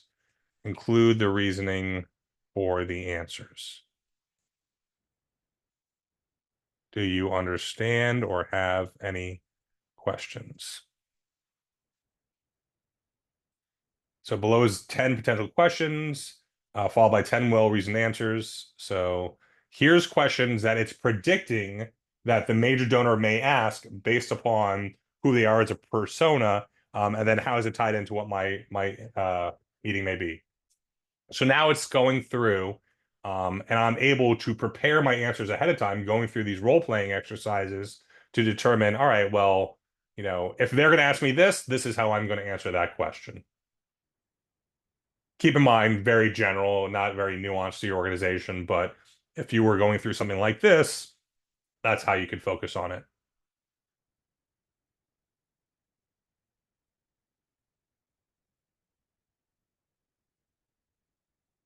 Perfect. So these answers provide clear, impact-oriented information that address the donor's potential concerns and interests. By preparing responses that focus on transparency, accountability, and long-term vision, you position your organization as a trustworthy partner for significant philanthropic investments. Love it. We're ready now to go meet with our major donor and ask for that $100,000. All right. Lastly is our cognitive verifier pattern. This is where it's asking me for additional questions, and then combining those together. So a great example would be a custom GPT that I'm working on with Giving Tuesday. Let me see if I can find this real quick. Giving Tuesday campaign planner. Perfect. So I created this nonprofit campaign planner in conjunction with Giving Tuesday, and literally you can click a button to help me plan a Giving Tuesday campaign. So now it's going to ask me questions that I can then answer to get a much more refined and specific campaign plan just for my organization. So as opposed to creating something that's very general, by going through these cognitive verifier, it's going to take my answers to that and then provide me with the final content that I need. So we've got about a little less than an hour left. What I want to do over this next hour, we're going to take another quick 5-minute break so I can go refill my coffee and get some more water.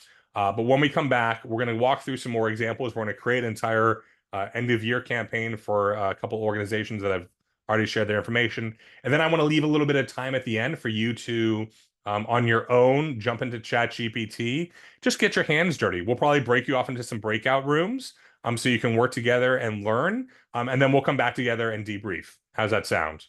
Good? All right. So it is 11:04 now. Let's come back at 11:10, and then we'll finish up for the day.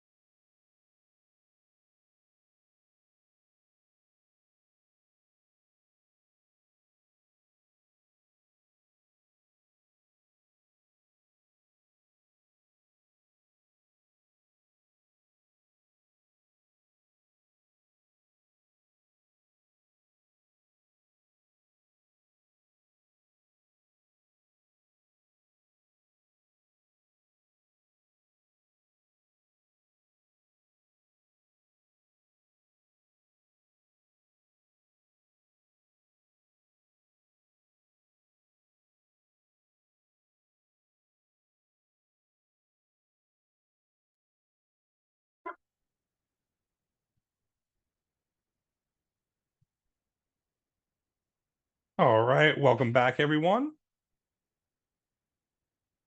Give it another minute or so while everyone gets back in front of their computers.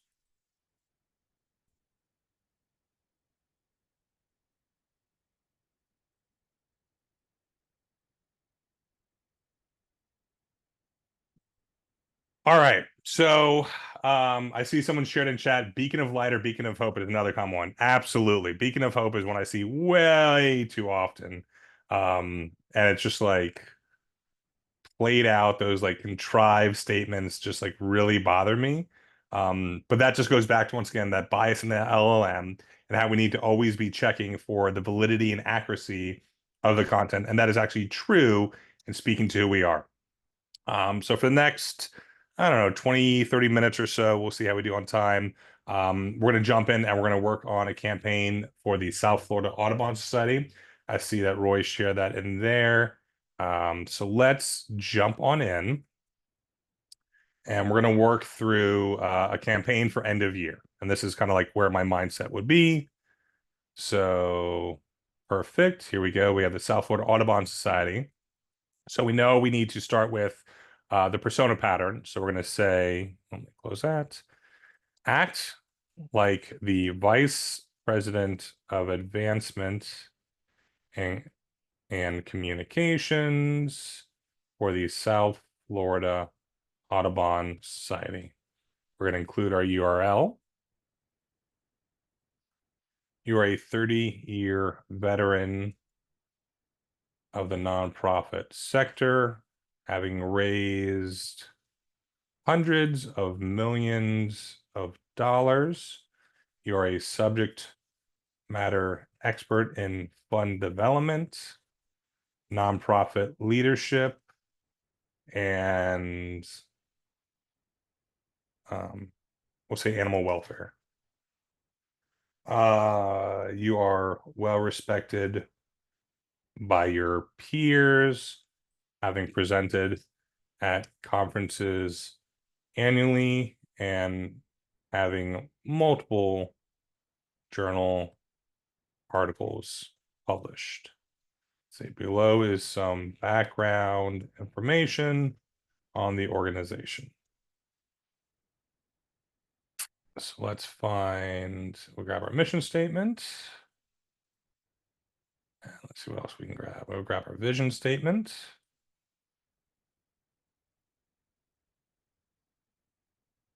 I like how it's got a DEI statement here. Good stuff. All right. And let's go to our About Us page. Thank you for sharing that, David. Perfect. Let's grab that. And grab this. So once again, this is that one-shot learning, very simple training about who we are as the organization. And we'll grab this.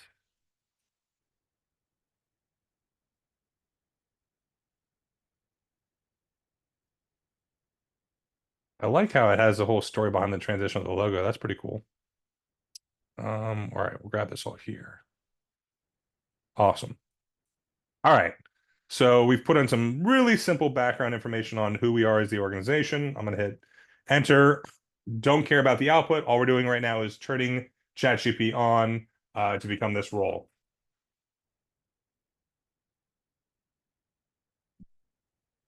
All right. We'll let it go through it. And like I said, we don't care about the output. All we're doing right now is just turning it into this specific role.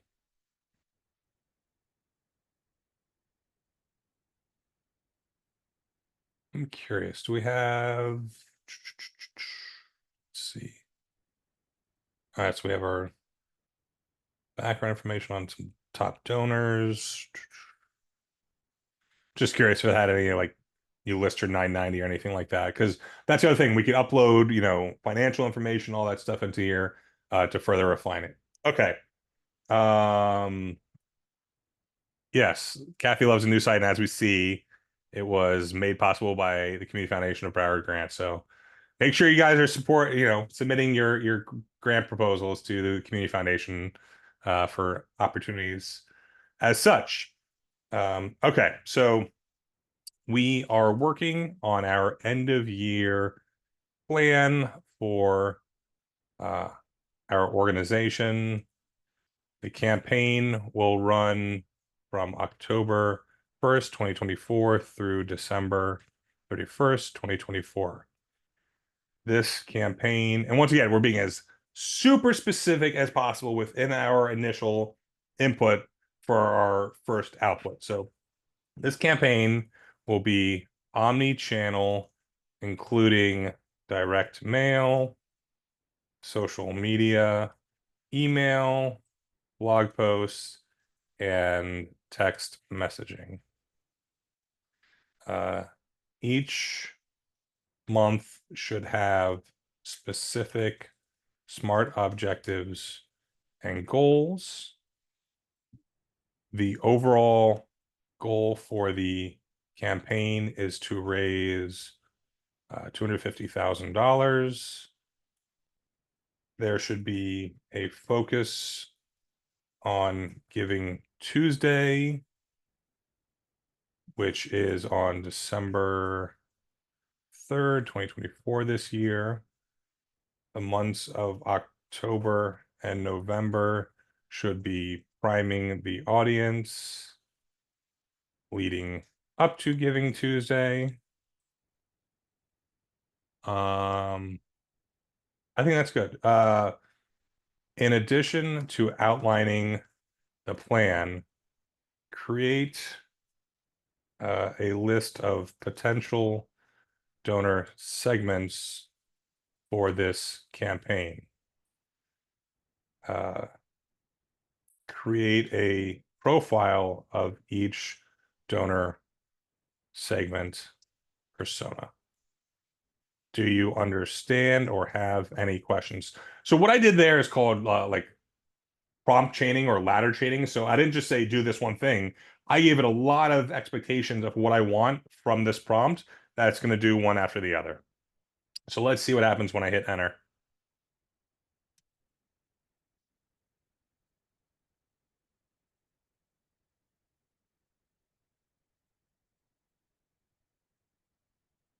Understand, here's a detailed outline of the end of year campaign, including SMART objectives for each month with a focus on Giving Tuesday, as well as donor segments and personas. So here's our duration, here's our goal, these are the channels, key focus. Our overall objective is increase awareness, engagement, and donations by leveraging omni-channel communication. So October focuses awareness engagement. Our SMART objectives increase email list by 10% and engage 25% of social media followers through awareness content. We have our specific goals and then the tactics we're going to use for that. So using social media polls and quizzes to engage, posting about volunteer opportunities and conservation efforts, and then integrating short videos. In November, secure 75,000 in pledges or early donations by November 30th and achieve a 50% open rate on email content related to Giving Tuesday. 50% is pretty high, but at the same time too, you know your own organizational data. So you could have before we even got to like hitting enter, we could have uploaded our KPIs for social, our KPIs for email, our KPIs for donors. So it would, is it creating unrealistic objectives based upon what it sees as best practices, knowing that you might only have a 30% open rate. And even a 30% open rate is great. That's just something else to keep in mind about KPIs. What is good for your organization is good for your organization. Don't necessarily compare yourself to someone else because your audience focuses on you and how can we engage that audience. So while, we might look at what's the overall nonprofit sector email open rate average, or what's our engagement rate for social media, which right now organic email or organic social media engagement is pittance. We're talking, 1 or 2% if we're lucky. But for your organization, a 1% engagement rate on social might be amazing. So having that track along the way. We've got a tactic of a donor challenge. Can we raise 25,000 before Giving Tuesday?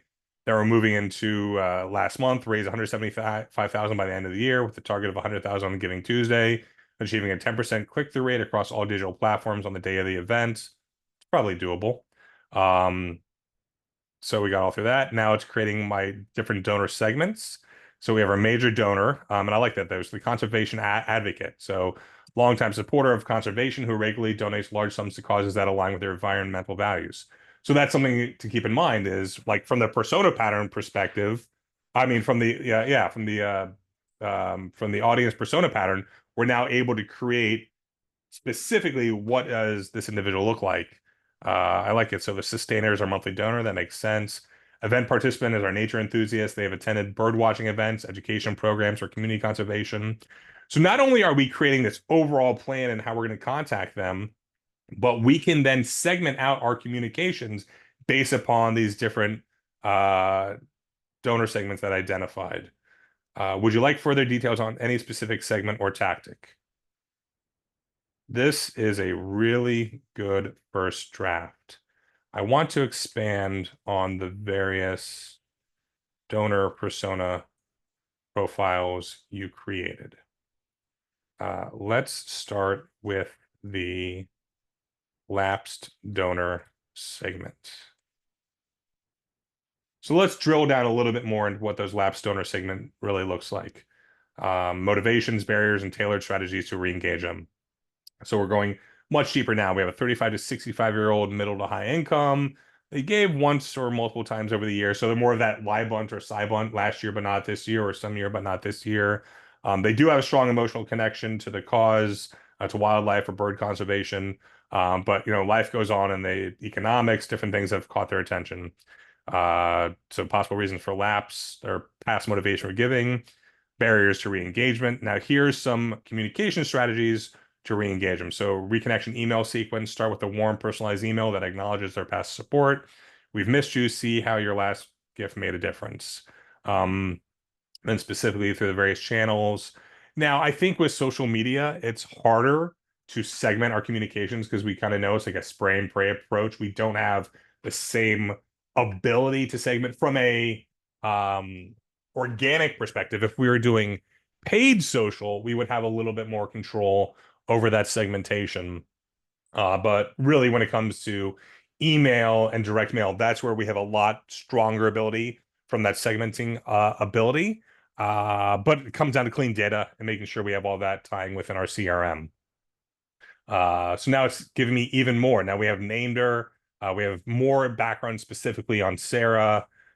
Here's specifically different ways that we can re-engage them. Would you like to further expand on this or certain aspects of this strategy? All right, so this is great. Now let's move on to our social media content calendar for the campaign. Create a table that includes a column for the date of the post, caption for the post, recommended images for the post, recommended hashtags, and reasoning. Each caption should be a minimum of 3 to 4 sentences. I want there to be a minimum of 20 posts per month. Do you understand or have any questions? Let's see how well it follows our instructions.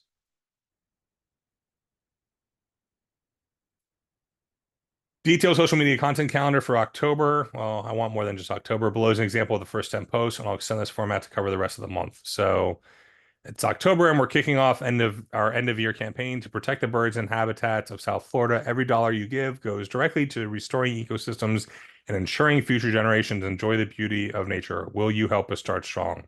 So that gives us a recommended image of local birds in South Florida, ideally showing a restored habitat. So this is a good example of where you might not be able to take that picture. It's been raining for 2 months straight, but we really want to get these social posts out. So we might go in and we, might create an image of those sort of birds.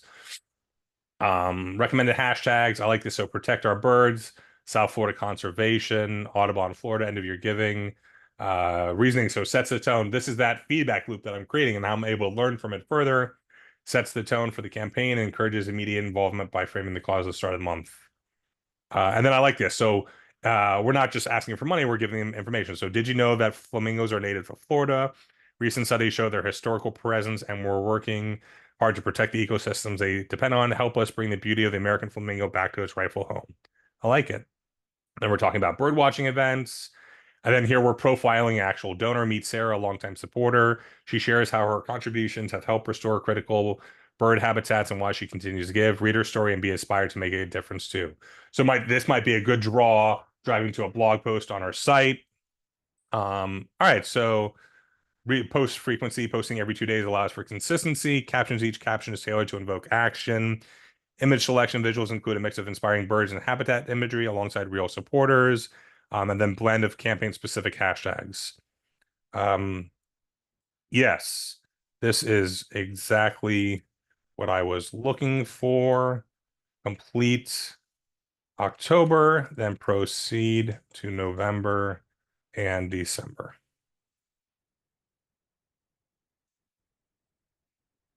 All right, so it's finishing up October for us.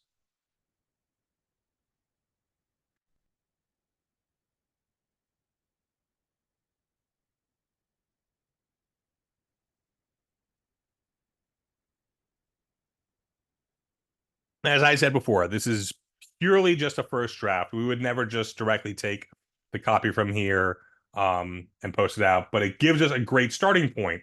I mean, to sit here and create a content calendar for our end of year plan for 3 months, I mean, this is an afternoon's worth of work. We're talking a couple hours here. Even if you are a seasoned veteran of, marketing and communications and fund development, it's going to take you a while to come up with that.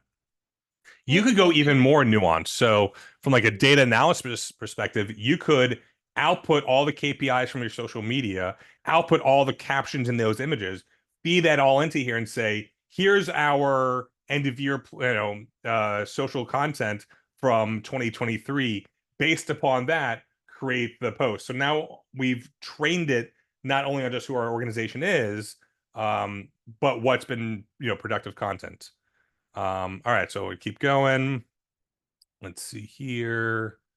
Have you ever seen a Florida scrub jay? These beautiful birds are unique. I love it. So it's giving, not only tying back to who we are from a mission impact, but your donation supports habitat restoration for species like the scrub jay. Good stuff here. All right, let's finish. All right, you know what? This is great, but we're not going to work on December now. Let's work on a segmented email appeal for the major donor persona. I want to focus on an email that will be sent after Giving Tuesday. This email should be a minimum of 4 paragraphs, because as specific as we can be in our input for our desired output. This email should be a minimum of 4 paragraphs with a CTA to donate in each paragraph. The email should be written with a compelling storytelling perspective. Include a PS to donate. I think that's good. So Yvette's question, where do you save this information? I would sit here and literally copy and paste all this and just bring it into a Word document and then work from there. So while Kathy says, yes, it does stay in ChatGPT until we delete it, I would, we're going to work from it further in Google Docs or Microsoft Word as we refine and edit. All right, so your support is still needed. The work continues. I want to personally thank you for your incredible generosity in Giving Tuesday. Because of donors like you, we were able to raise significant funds to protect the habitats and species that make South Florida unique. But while we've made a great start, our work is far from over. Right now, critical wetlands that provide homes to species like American flamingo and wood stork are still under threat. We need your help safeguarding these vital ecosystems. Will you make an additional gift today to ensure we can keep pushing forward? So as opposed to posing as a question, I would probably make a more direct statement. You can, your gift today can ensure we keep pushing forward or something along those lines. Yvette said you previously had examples saved on your left side. Nope, that's all still here. This is all living. So I can go back at any time and pick up one of these conversations where I left off. So it's donors like you who make all the difference. Thanks to your previous support, we were able to restore over 300 acres of wetland, yada, yada, yada. Imagine standing by a South Florida wetland watching flamingos gracefully feed in the shallows, knowing that you've played a part in their survival. That's painting a nice picture. That's a legacy you're building with every contribution, but we need more to do. This year, we've seen what's possible with passionate people come together. Your sport has driven meaningful change. P.S. Your gift today will have an immediate impact. Help us meet our year-end goal by making one more taxable deductible donation here. It's good. It's not great. I think we could be pushing it a little further. So this is a good draft, but I think we can be more compelling. Redraft this email appeal from the perspective of a flamingo.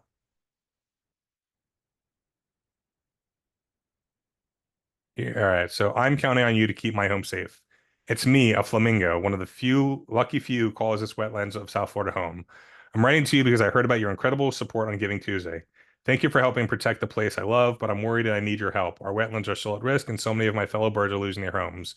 Will you step up once more to make sure my family and I have a safe place to live? Because of your generosity, we've seen parts of our wetland restored, places where we can gather, feed, and nest. You help protect my home, and for that, I'll forever be grateful. But it's not enough. The threats to our habitat are growing, and without continued action, we could lose everything we've gained. Every morning as I wade through the shallow waters, I'm reminded of what's at stake. These wetlands are more than just a home. They are a life itself for me and countless other creatures. Like, it's doing such a great job of painting the picture and connecting the impact your gifts can make to what the organization is. I've seen what your support can do, and I believe in the power of people like you. But now we need to keep going. This year's end is fast approaching, and there's still work to be done. Please make one final tax-deductible gift today so we can continue restoring the wetlands and protecting my home. Together, we can ensure that South Florida remains a sanctuary for flamingos and all wildlife. Much better version. I think it pulls me in more. Not bad. So what we're going to do now is we're going to come over to that custom GPT that I mentioned before, my fundraising appeal review committee. So we're going to say, below is an email appeal for the South Florida Audubon Society. This email is segmented toward our major donor persona. I'm going to just drop this in here. Have each panel member review the appeal and give feedback, and score the appeal from 1 to 10 on the propensity to donate scale, where 1 is least likely and 10 is most likely to donate. After that, give me a cumulative score and final feedback. After that, redraft the letter to score a 10 out of 10. Do you understand or have any questions? So we're having it do multiple things within this one prompt specifically. So now each panel member is going to provide their feedback. So we can see it from emotional storytelling. We only scored a 6 out of 10. Clarity and actual advice, we're at a 7. Direct donor, we're not doing good on this letter. 5 out of 10. We got 6 out of 10 on engaging, insightful writing. Donor engagement, wow, we're only at a 4. So we're not doing a good job of making the donor the hero of the story, is kind of what I'm getting. So while the letter does thank the donor, the voice of the flamingo could feel disingenuous for a major donor audience. Major donors often want to hear directly from organizational leadership. Interesting. So this comes into play. It's like, okay, well, this is the feedback I'm getting. Maybe this type of approach doesn't work for this specific segment. Donor-centric, yeah. Shifts the attention away from the donor. Major donors like to see how their contributions have made a difference and how they continued involvement. Effective and ethical, we're at a 7. So overall, we didn't do great. We're at a 5.5. Email demonstrates creativity, but misses the mark for a major donor audience. The use of a flamingo as a narrator may feel too whimsical, and the letter lacks concrete details and a clear donor-focused narrative. So this comes back to, once again, how people process information, and if it's more of the emotional storytelling might resonate better with another type of audience. The appeal should focus less on the flamingo, more on the donor. Major donors respond well to facts, impact metrics, and a clear understanding of how their support makes a difference. So this is their redrafted. Your generosity is transformed. Transform once again. Can we count on you again? I'm reaching out today with deep gratitude for your incredible support of our wetlands restoration. Thanks for your generosity. We've made remarkable strides restoring over X amount of acres. Wetlands in South Florida remain under serious threat. We need your help to expand these efforts. Your previous support has been instrumental in providing this vital habitat. One more gift can do this, this, and this. Why this redraft will score a 10 out of 10. Emotionally compelling, but grounded in reality, clear donor-centric language. Have the panel review and rescore this revised draft. I have never scored a 10 out of 10. So we'll see. I got a high 9 before, but never a 10. So like already we missed the mark. We're at a 9 out of 10. It's going to be a lot better from specifically this audience. This type of this email appeal may appeal to different, but to a major donor, it's saying take a different approach. So let's see what our final score is.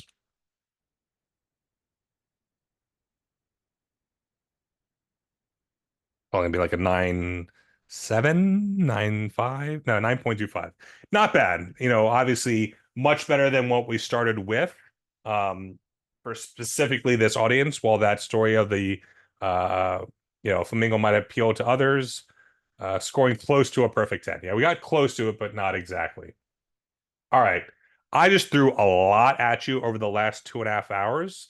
I want to take 10-15 minutes, put you all into some breakout rooms, and let you now come together and get your hands, into ChatGPT itself, work together, and then we'll come back and we'll do a little debrief, and that'll probably be about our time. So let's see if I can create these breakout rooms.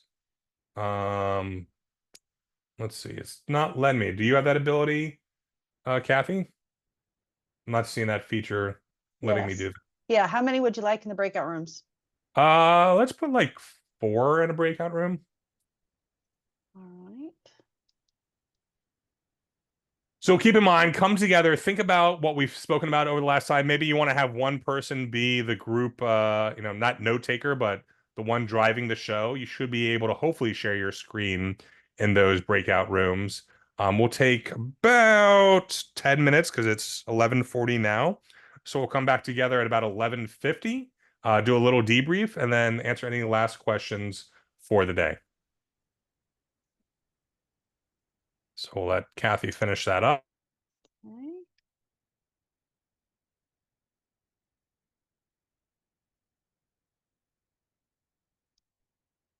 Josh, I don't know why it required me to put you in one. Oh, did we lose Josh?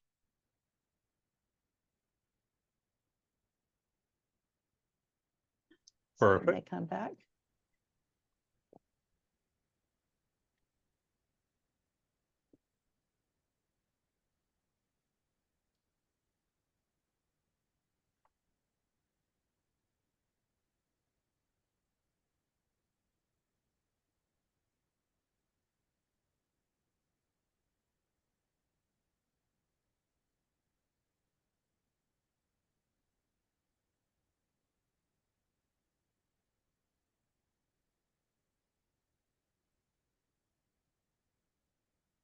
Oh, they must have been deep into stuff. Good.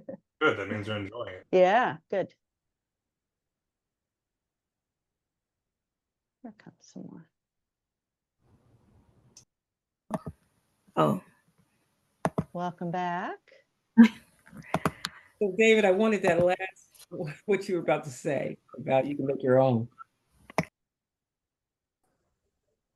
You can make your own whatever you're looking for, trying to do. You can do it through ChatGPT by going to the Explore ChatGPT, and you can build your own. Or build like a story or whatever or some kind of analyze data. Okay, thank you.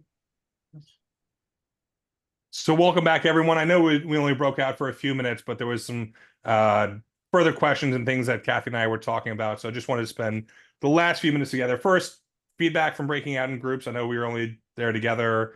Did you all have any good insights, discussions? I'm curious to hear. We cut out while I was creating an image. We were testing the new Journey versus DALL-E. Okay. But yeah, I noticed the difference. Well, from being a new user of image building. So Awesome. I have a question. Absolutely, Yvette. Okay, so, all right, so these folders, I go back to the folders.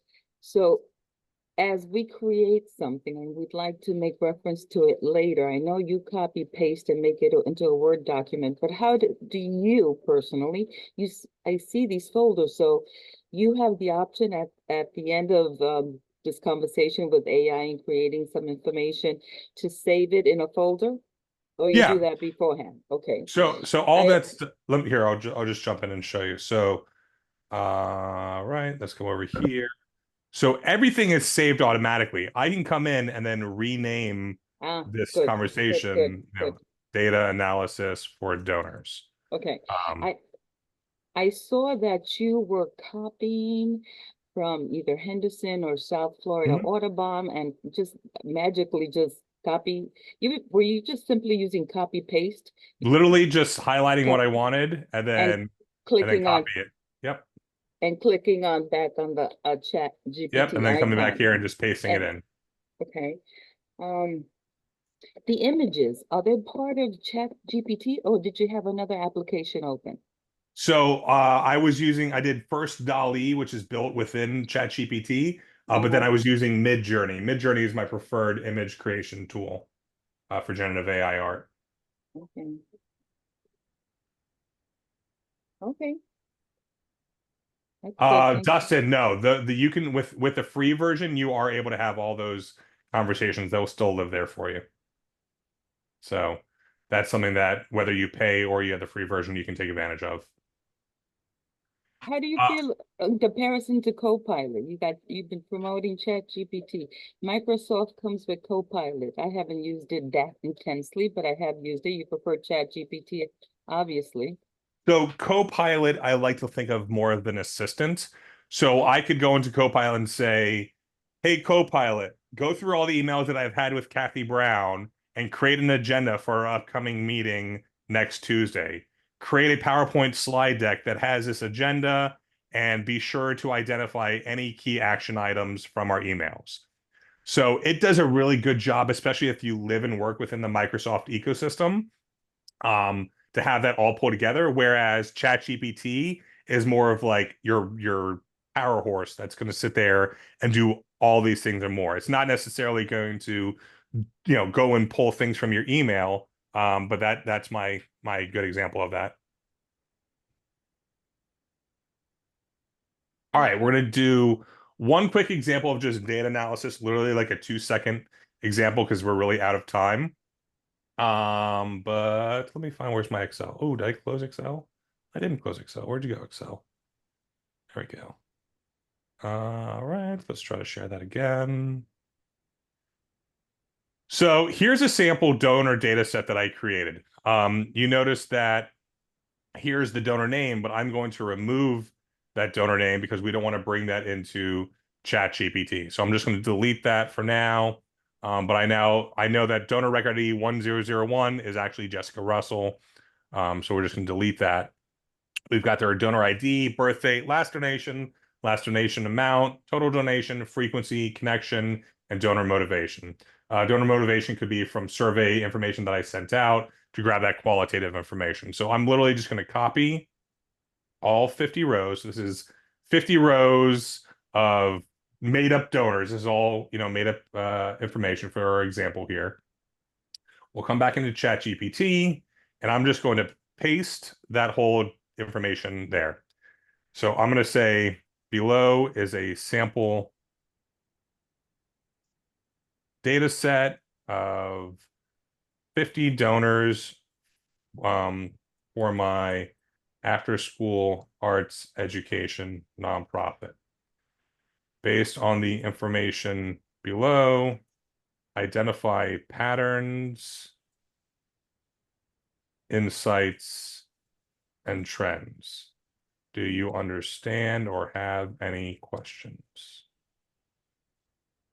So now it's analyzing all that data, and that quickly, it is now giving me an analysis of specific things to think about within that. So like from our role and motivation, board members and volunteers appear to have stronger motivations linked to either personal connection or appreciation of organizational transparency. Further patterns, mission-driven donors. Many donors are motivated by belief in the organization's mission. We have different personal connections.